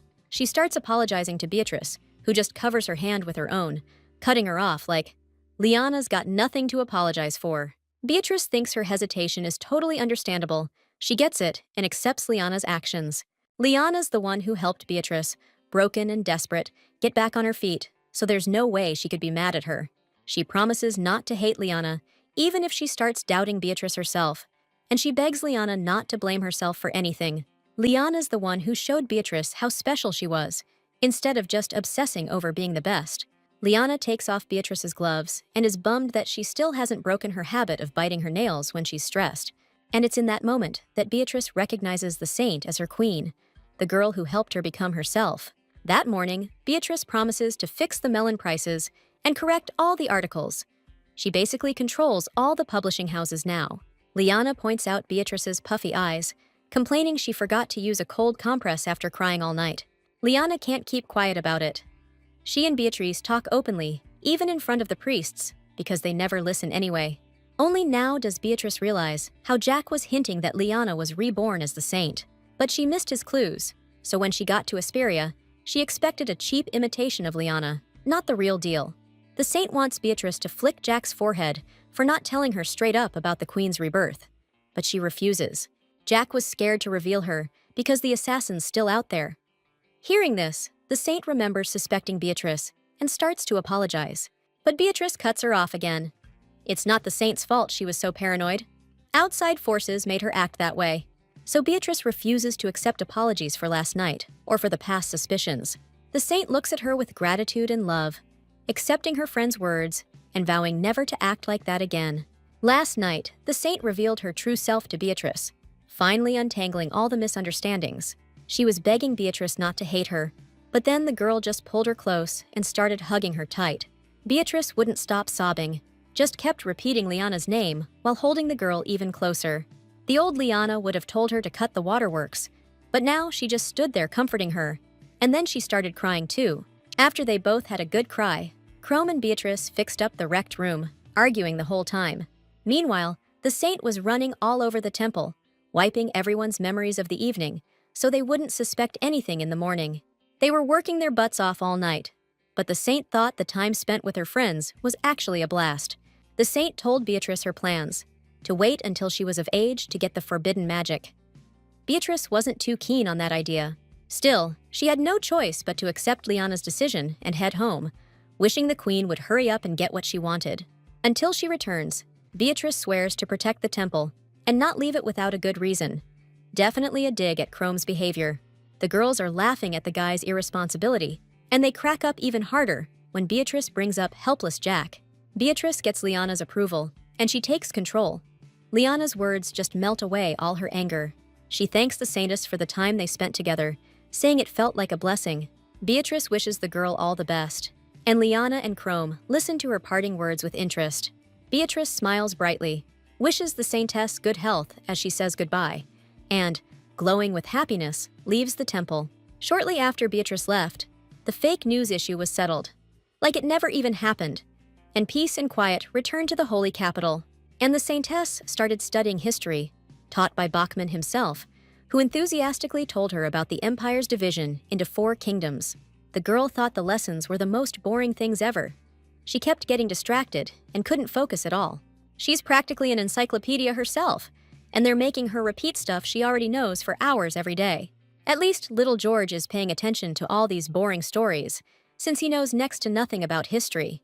Liana's always watching him, amazed at how focused he is. He really reminds her of George II.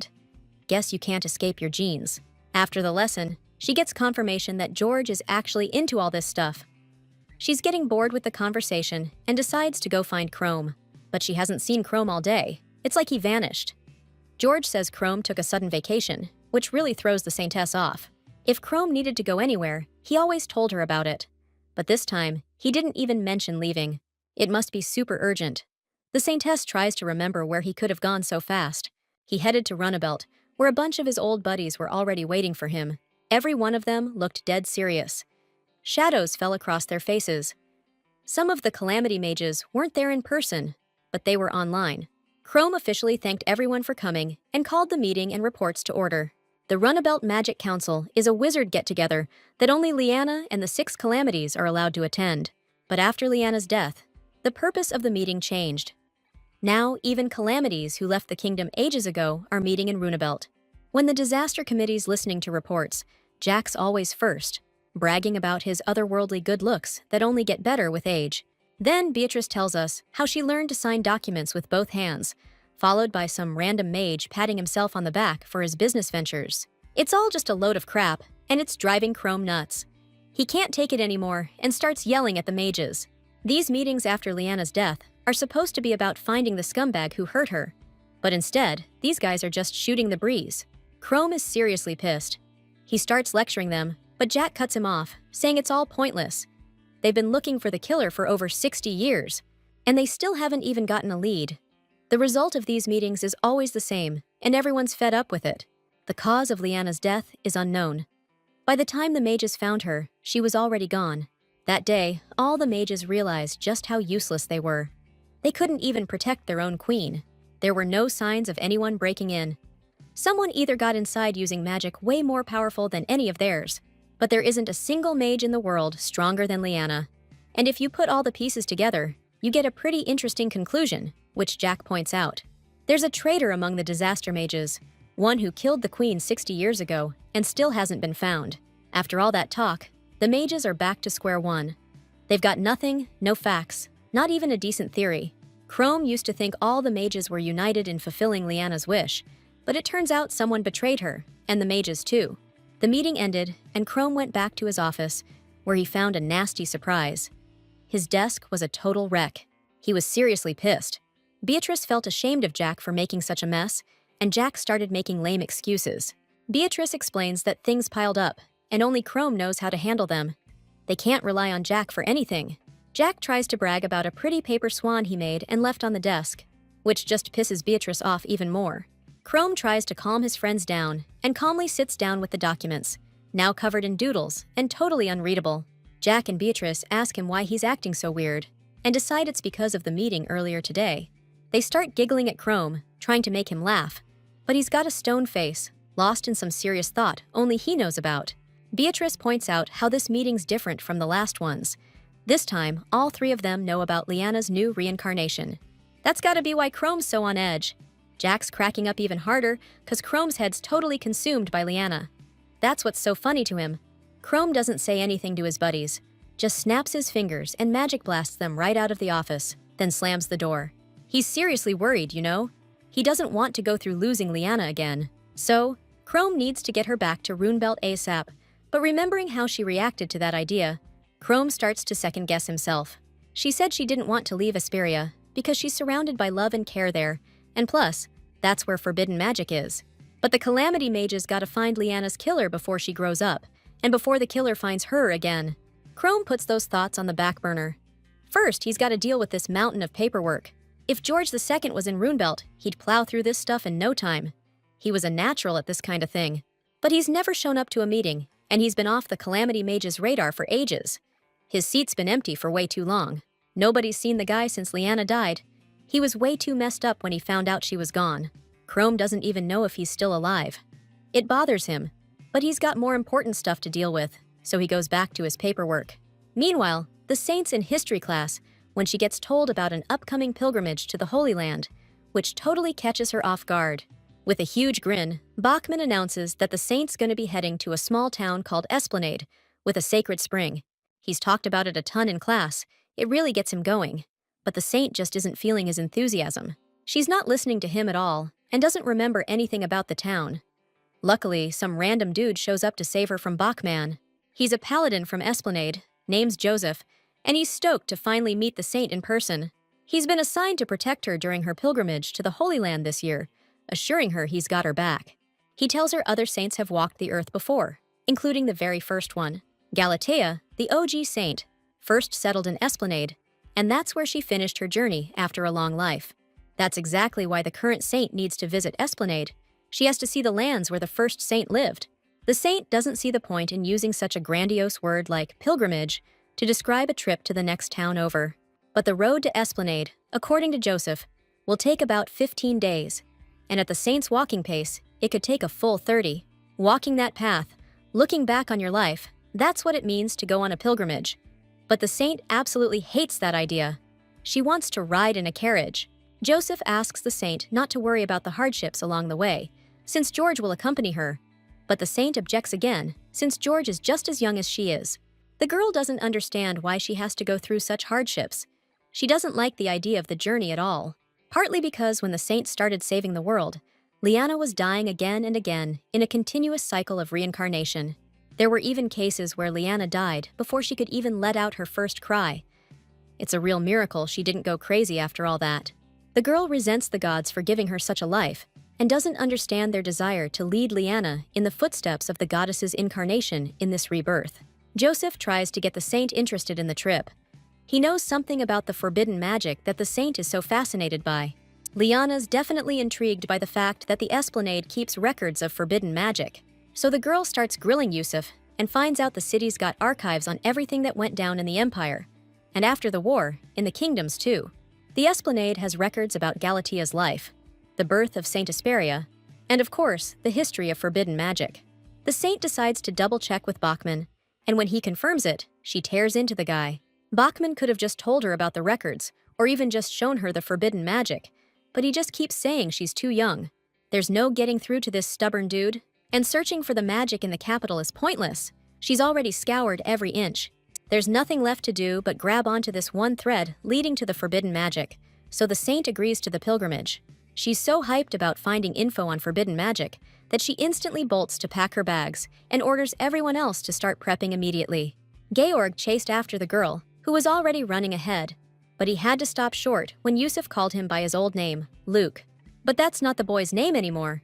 He inherited the family's title name, Georg. Yusuf realizes his mistake and apologizes to Georg. It's been ages since they last met, so Joseph suggests they talk. He's the kid's uncle after all. Georg's gotten huge since Uncle Joseph last saw him. Joseph heard his nephews even got the saint's backing. Georg's playing it humble, saying people are hyping him up too much. But Joseph's not buying it and keeps piling on the praise with a sly grin. Joseph decides to cut to the chase. He thinks this pilgrimage is Georg's perfect shot to win the saint's heart, especially with Chrome out of the picture. Back in the day, the Georg family had crazy influence, but Georg II screwed it all up. Reputation, honor, the whole shebang, gone. But now, with the saint's birth, the Georgs have a chance to bring back the good old days. Joseph's pushing Georg Jr. to marry the saint someday. It's the only way to wash away the family's shameful past. Georg wants to argue. He's not feeling the idea. But Joseph shoots him a killer look, and the kid clams up, can't say a word. His uncle's belittling him, telling him not to let the saint end up with Chrome or some other loser. He's really getting in his head. Joseph tells Georg to man up and think about himself and his family first. He reminds him that he's the family's only hope now, so don't screw it up. Georg's lips are pressed tight. He knows damn well how long their family has suffered for Georg II's disgrace and what Uncle Joseph wants. But he doesn't want to stoop to that kind of problem solving, because it's straight up manipulating the saint's feelings. The Georg family? They're a family of paladins, been loyal to the temple for centuries. Saint Galatia's husband even came from this family. A holy knight family with a killer rep. Only the best, the bravest, are worthy to carry the Georg name. The saint's walking around the temple, trying to find young Georg, but he's just not answering her calls. Georg and Joseph spot the girl. The uncle starts pushing Georg harder, telling him to get over to her, now. He puts his hand on the kid's shoulder, calls him the family's last hope.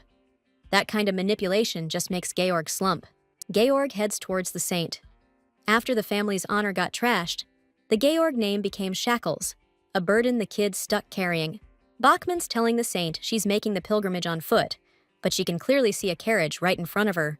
They lied to the girl about a 30-day walk. Furious, she jumps on the Holy Father and starts wailing on him again. Maria shows up and lays the situation out for the girl. She and Bachman were practically begging for a break, because the saint's way too young for these kinds of trips. The saint thanks Maria, then remembers Esplanade's George's hometown. And when he walks up, she asks him why he never told her. The kid gives a lame excuse, tells the saint they're leaving soon, and walks off, totally bumming her out. The girl starts getting suspicious. George's whole vibe is off, like he's pulling away. Something's definitely up that she doesn't know about. The saint tells Maria she's worried about George, but Maria thinks he's just stressed, because it's been so long since he's been home. The saint's like, screw that, because she's never been to Esplanade before, and she's not freaking out. Maria gets where she's coming from. Turns out, this is Maria's first time in Esplanade too, which shocks the saint, and Maria's super embarrassed, because she's a priest, and should have been to the Holy Land at least once. Maria was always just a regular kid, and while other priests were getting moved to bigger churches, she stayed put in her little one. But Maria was happy. She had family and awesome friends, and she never even dreamed about going to the Holy Land.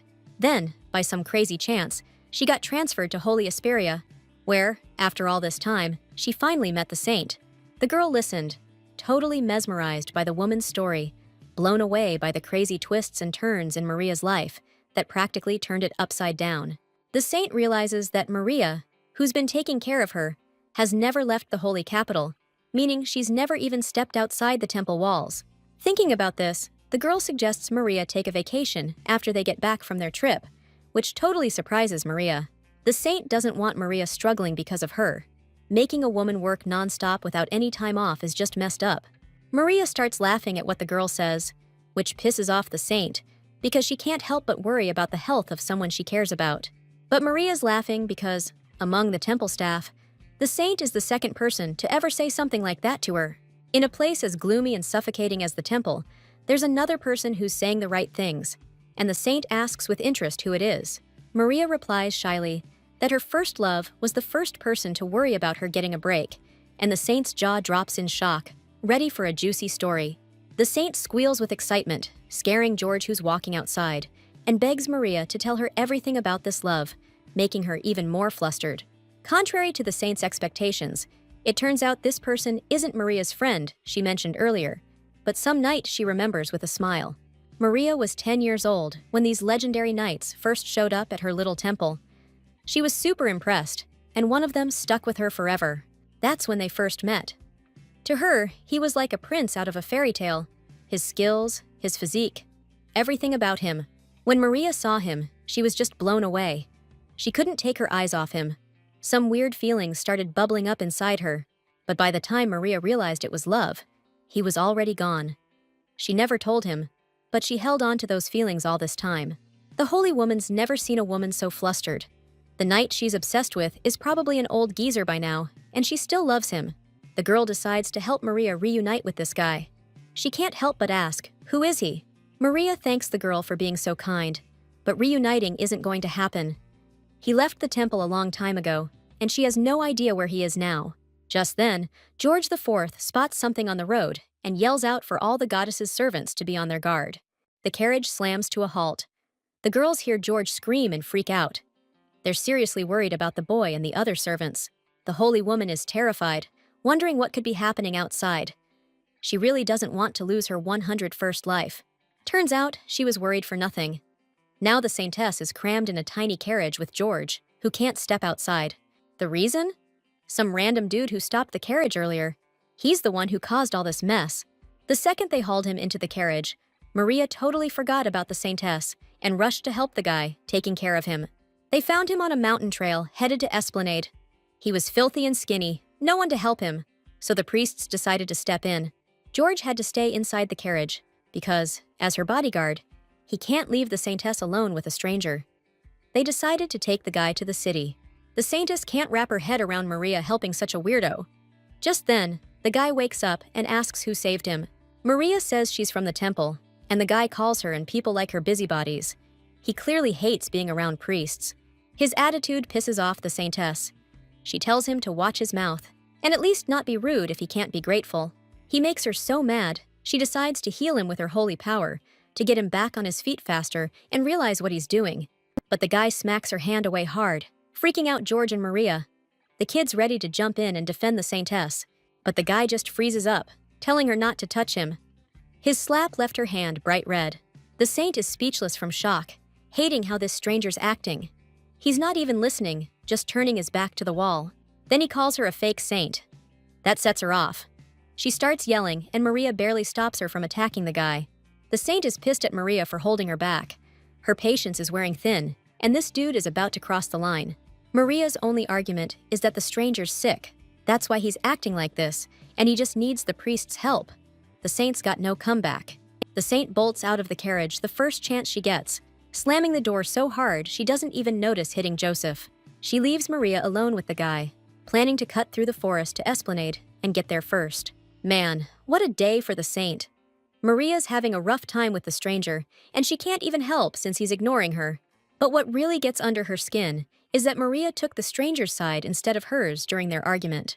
Honestly, it's no surprise Maria's siding with the patient. She loves taking care of people. She's just a good soul. Suddenly, the Holy One's called out to. The girl thinks Maria's had a change of heart and finally remembered the Holy One exists. Eyes still closed, she turns around, thanking Maria for her attention and all the effort she's put into taking care of her. But turns out, it wasn't Maria running after her.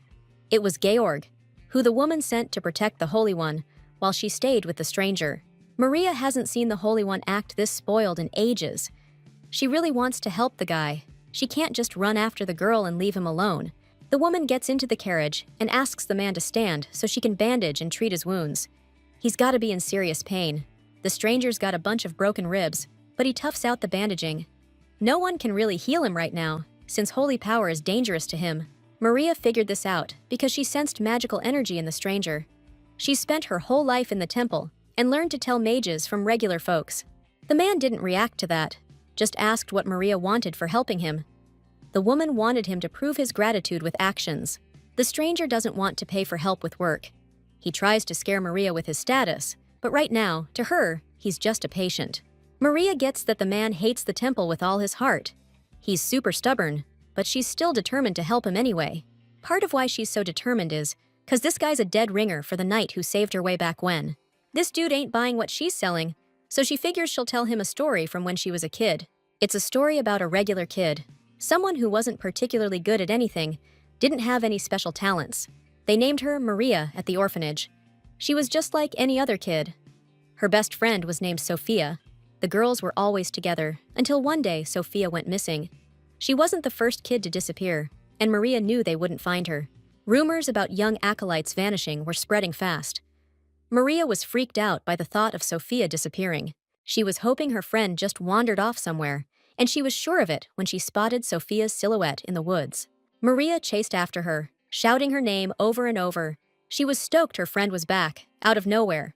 Maria finally caught up and grabbed Sophia's hand, trying to stop her, but the girl just kept running.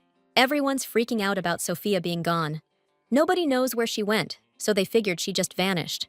Maria begs her to come home already, but then Sophia turns her head towards Maria, and it turns out the girl doesn't have a face, just black goo where it should be.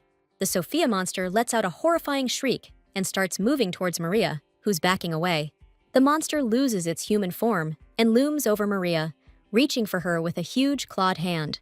It raises its hand to strike. Maria can't get out of the way. Frozen in terror, she braces for the blow.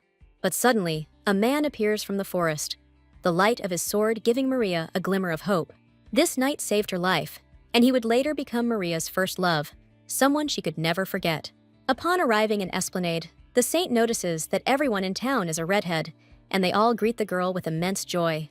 The saint mistakes all the people in town for members of the Georg family, wants to ask her bodyguard about it, but accidentally mistakes him for some boy.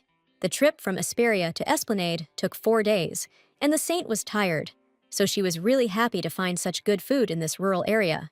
Mountains of delicious food are laid out on the table before the girl. She's wished bon appétit, and the saint happily digs in. Georg's worried about her, telling her to slow down a bit so she doesn't get indigestion. Totally unconcerned, the woman comes up behind Georg. She hasn't eaten at the same table as him in ages, so she really wants him to eat up. The woman turns out to be Georg's mother, whom he sincerely thanks, smiling for the first time in a long time. The saint is happy to see these changes in the boy's behavior. He's finally managed to relax with the family he hasn't seen in forever. But the saint's happiness lasts only until she hears Maria's voice, who's genuinely happy for the lucky girl. Ever since that incident in the carriage, the saint's been in a cold war with Maria, but it's only one-sided. The saint isn't talking to her. The guy they rescued on the way to the city got a place to stay and some help, so the saint hasn't seen him since they arrived. But the girl's more than happy about it. Finally, that irritating eyesore's gone. Right now, the saint's already got her hands full with her own stuff. Late at night, the saint opened her room's window and tossed a rope to the ground. A rope she'd made by tying sheets, tablecloths, and other fabrics together. The rope turned out to be super strong and easily held the girl's weight. She figures this kind of escape is about as easy as it gets. The saint's got forbidden magic notes hidden right under her nose, and the knowledge is keeping her up at night. The evening before she split, the girl asked Mother Jorga about forbidden magic, which totally thrilled the woman.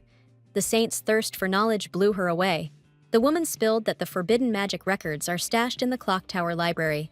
The saint tried to get the lowdown on where this tower was, and Mother Jorga happily gave her the whole rundown. The tower's in the western part of Esplanade Forest. That's where the saint ended up, the tower towering over the trees. She stares at it, confident. This tower holds the magic that could finally break her cycle of reincarnation. The saint steps forward, determined, but accidentally snaps a twig, and the crunch gets the attention of a stranger by the lake. The guy was chilling by the water, washing up, shaving, and thinking about Maria's stories about the knight who saved her.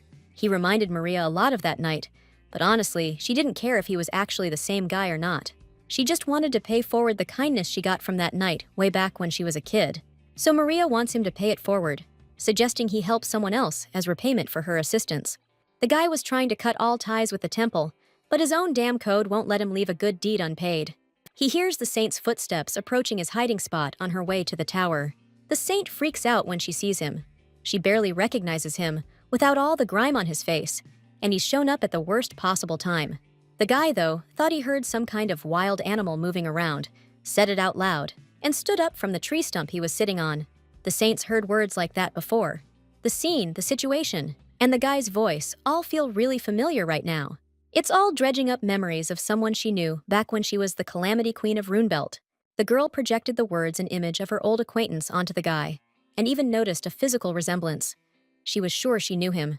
Everything clicked into place. The realization hit the saint the moment the guy gave her that hard stare. She awkwardly went silent for a couple of seconds, stunned, studying his slightly changed appearance, unable to believe her eyes. No doubt about it, standing right in front of the girl was George II. And when the saint voiced her suspicions, he went ballistic. George took a swing at the girl, slamming her into the tree with a massive blow, immobilizing her. He couldn't risk the priests finding out who he really was. Now that the saint knew his true identity, George couldn't let her go. She'd spill everything to the goddess's servants. He had to kill her. The girl bolted, but he wasn't letting her escape. A rock hurled by the man flew towards the saint at breakneck speed.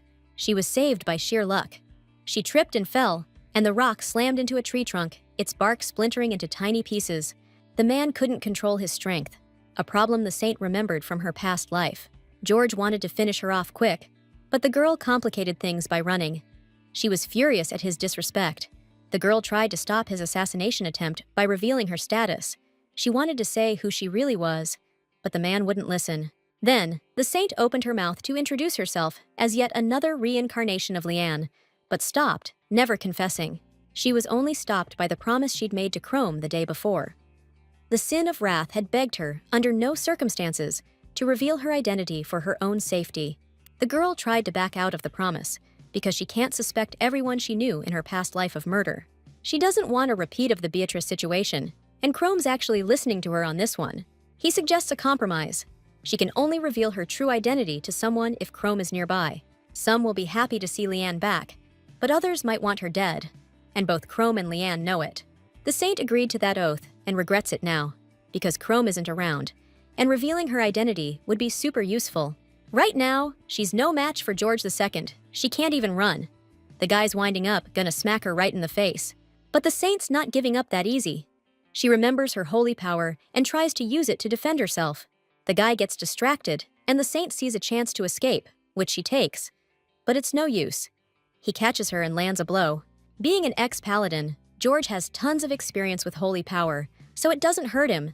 The saint's unconscious in his arms from the hit. George II really doesn't want to kill a kid, but he can't leave someone alive who knows his secret. George II, a paladin who inherited his sword from George I, lived his whole life as a righteous warrior, devoted to the priests and believing in everything they did. He accomplished a ton and would have served the Holy Asperia until his dying breath if he hadn't come face to face with Lyanna.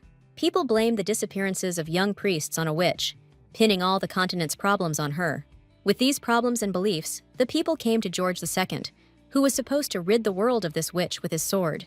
The battlefield with the witch was terrifying. Her insane magical power blew away anyone watching. Two paladins, unable to handle the witch's horrifying power, bolted from the battlefield, leaving George II alone to face the threat. The men were too scared to die out there, but George couldn't take his eyes off the magic power slowly engulfing the whole field. He could definitely feel the mana getting denser as he got closer to the source, and he tried to picture what this infamous witch looked like. They described her as a hideous sorceress with sharp claws, a creepy monster that ate kids, and that's what George expected to see. But his expectations were wrong. The walking disaster in front of him didn't look anything like the stories people told. The witch didn't have scary eyes or sharp claws. She didn't look like a monster at all. Georg was just standing in front of a normal person. The girl noticed him, called it a misunderstanding. She thought he really looked like a bear, which pissed Georg off. She was clearly trying to lower his guard with her appearance, then attack and kill him, but Georg wasn't gonna fall for that trick. The man started addressing her formally, tried to intimidate her with his titles, but Lyanna didn't react at all. She wasn't even amused. Georg II, according to Lyanna, was talking too much, so she decided to shut him up, sending him flying with a powerful finger flick. Georg didn't even have time to react to her actions. He was trying to draw his sword when Liana's fingers smacked him hard on the forehead. This day was the moment Liana and Georg first met, but it only remained in Georg's memory. The girl didn't remember the encounter. After that powerful hit, he started having a weird dream where the witch was dozens of times bigger than any normal person and despised Georg. She called him a little bear again and sent him flying, and Georg really felt like a little bear in that moment. That's when Georg woke up screaming. Crowds of people were fussing around him, and as it turned out, he was in the infirmary. The guy was totally lost, trying to figure out how he got there. Then it hit him. The witch's attack had launched him all the way to the paladin camp. That reminded him about the paladins who bailed, so he asked if they were back. But the priests just thought he was rambling. They chalked his weird talk up to the witch's attack messing with his head. But George tried to tell them that wasn't the case. George saw those guys running scared with his own eyes, but the priests didn't believe him. Great paladins don't get spooked and run. They started trying to convince him he was wrong, saying all paladins learned the basics and would have charged into the end to kill the witch. They were practically shoving their opinion down George's throat, reminding him who the hell the priests really were, and that the witch was the only one to blame. They only left him alone after he admitted he was wrong. Then they praised him. But now George was seriously doubting the temple's actions, and resentment started to build. From that day on, cracks started forming in George's beliefs. Soon they shattered completely, and the man followed Liana. He tried to think what the girl would do in his place, and decided he had to kill the saint after all. If he let her go, she could expose him. George couldn't leave someone alive who knew about him. He raised his hand, looking like he was going to snap the girl's neck, giving her a painless death. Suddenly, something stops his hand, preventing the blow. The man turns his head, furious. Jack's spirits are holding him back. George II's shocked. Jack shouldn't even be here right now. Loud footsteps echo from the forest. George realizes someone's charging toward him. He leaps aside just in time. Jack's spirit still won't let go of his arm, and all he can see is the dust cloud he just kicked up. Chrome stands before George, tense and ready to fight. He's got his sword gripped tight in one hand, and he's holding the saint with zero effort in the other. Chrome, being in Runebelt, quickly helped his buddies wrap up those documents. That fired Jack up so much, he asked Chrome to stay in town. Chrome shut him down hard. But Jack was cool with Chrome not staying, since protecting the saint is his main gig. So, as a thank you for helping with the paperwork, Jack decided to use his spirit magic to give Chrome a special delivery straight to the saint. Jack burned way too much energy during that teleport. Now he's wiped out. The saint was way too far, out in the middle of nowhere. The teleport was only possible because Jack attached spirits to the saint so he could track her location. Suddenly, the spirits are scattering from exhausted Jack. He can't chase after them, and he can't control his little buddies either. Chrome takes off after the spirits too, noticing something in the deep woods. Jack is freaked out by how sudden he moved, but he still runs after him. Between the trees, Chrome spots George II about to kill the saint and charges at him, ready to strike with his sword. If George hadn't let go of the saint, he'd be down an arm. He'd heard the rumors that Chrome had become the saint's dog, so he wasn't shocked to see him. Still, George didn't expect Chrome to raise a hand against him for a girl. He's pretty disappointed. Chrome's not thrilled to see George either, and his behavior is ticking him off. He wants to know where George has been all these years. George doesn't give a straight answer, lying that he's been asleep. Chrome snaps and yells, clearly on edge. Chrome thinks George already knows Liana was reborn as the saint, and that's why he tried to kill her. George is totally capable of that. A tired Jack finally stumbles out of the forest, abandoned by everyone. He's seriously pissed about that. But those feelings fade when Jack sees a suspicious ginger stranger in Chrome, furiously pointing his sword right at him. It hits Jack. This stranger's George II. He sees the little saint in Chrome's arms, and she's been roughed up. You can see it on her face. The guy loses it, freaks out, and charges George, ready to beat him senseless. You gotta be nuts to attack the saint. While Jack and George II are going at it, the saint wakes up in Chrome's arms. She's confused, doesn't know where she is or what's happening. Chrome being there throws her for a loop. Meanwhile, George notices something weird. Chrome's never treated anyone the way he's treating the saint right now. Liana was the only one he ever worshipped. George will never forget the vibe between them, the scenes he had to witness back then. Chrome and Liana spent a lot of time together. She was always quick to lose her temper, and Chrome always calmly talked her down. And that's exactly what he's doing now, calming the saint, who George thinks is acting way too much like Liana. Suddenly, Maria and George's voices echo from the woods, all frantic. They're searching for the saint, and these loud noises are scaring them. The girl got caught sneaking out, so now she's gonna get chewed out for causing trouble for the priests. Chrome sets the freaked out girl on the ground. The disaster mages have to bail on the girl. Chrome's on leave, and everyone knows Jack's a Runebelt envoy. They shouldn't be here. The girl's scared to be alone with Georg, but the mages swear they'll protect her remotely, and Chrome's giving Georg death glares if he even thinks about touching the saint. The guy finds the mages' antics hilarious. He's just chuckling away, while Chrome and Jack head deeper into the woods, leaving the saint alone with Georg. Georg's cursing Chrome's usual nasty attitude, but the saint's ignoring him. She's way too pissed. The girl's so furious, she starts threatening Georg with lies, saying she'll tell the priests he kidnapped her, 'cause then she won't get in trouble. Her actions and words don't fit someone so young. She's got a seriously calculating little mind.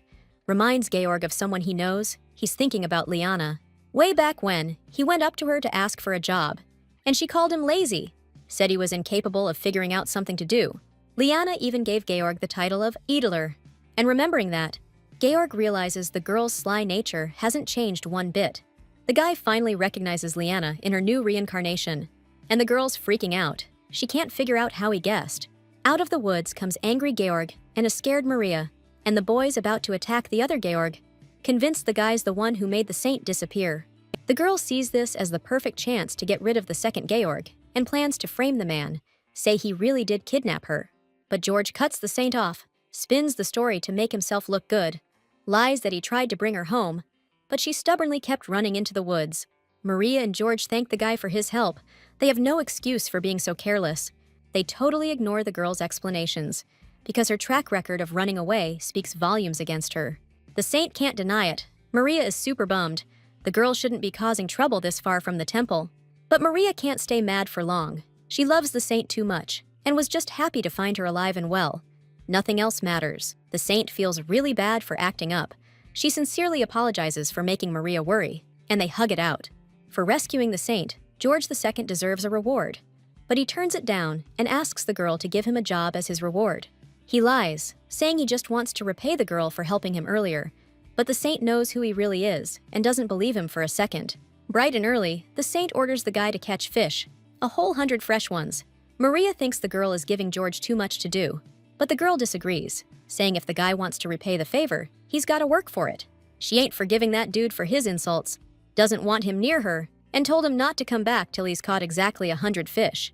She's trying to scare George, but the guy ain't reacting right. He's smiling like an idiot and swearing loyalty to the saint. The girl's speechless. She's starting to shake.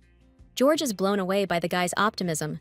Nobody ever reacts like that to the saint's orders. The saint's backing away, trying to get as far from the guy as possible, and gets behind George, who's just watching her, confused. She wants the kid to follow George as a second, like an observer. Other paladins can handle bodyguard duty, but none of them are gonna agree to watch this stranger. Only George can do it.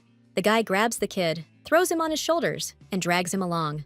George really doesn't want to go, but the saint sees it as a good way to reunite the George family. The saint's really on edge with George II around. She's worried, 'cause in her past life, he was always confessing his love for her. Plus, ever since arriving in Esplanade, everyone's been bending over backwards to hook the saint up with George. The girl hates it. The saint decides she'll figure out why people are acting like this later. George's mom is coming up behind her. She tells the girl to follow her. The saintess is laser-focused on learning about forbidden magic right now. It's been days since she got to the city, and today's finally the day she gets into the West Tower. The saintess's lesson in the tower begins, and they hand her a ton of thick books, a collection of Saint Galatia's journals. This girl's been reading those boring books for hours. They're making her sick. But the priests just keep shoving more at her. Mother Jorga says these journals will contain information about forbidden magic, which gets the saintess fired up. But this surprises the girl. Forbidden magic info shouldn't be in Galatia's journals, since Runebelta, the mage, created it, not the saint. Mother Jorga says that's exactly what they're going to talk about. She's going to discuss past uses of forbidden magic with the girl. A long time ago, someone with bad intentions used it, and a disaster kicked off that only Saint Galatia and George I could stop together. Later, after seeing this historical record, the last Holy Father thought forbidden magic was too dangerous and teamed up with Runebelta to seal it away. He was afraid this power would be used again, and the saintess knew none of this. She didn't think forbidden magic was connected to the temple, but to her teacher. This is messing her up, cause Liana always thought her mentor had no secrets from her, but turns out he's been lying the whole time. The Saintess was the only one kept in the dark about this critical info. Her high status is totally useless if nobody tells her anything. Now she's got to rethink everyone she's ever met. A bunch of them probably knew the truth about the forbidden magic, but kept their mouths shut. Thinking about that, George II is the first one who pops into her head. Then the whole George family. If he knew anything, he would have told her, right? George II is the most loyal of all the calamities. The Saintess is sure of it. Too bad she has no clue he's currently attacking George IV.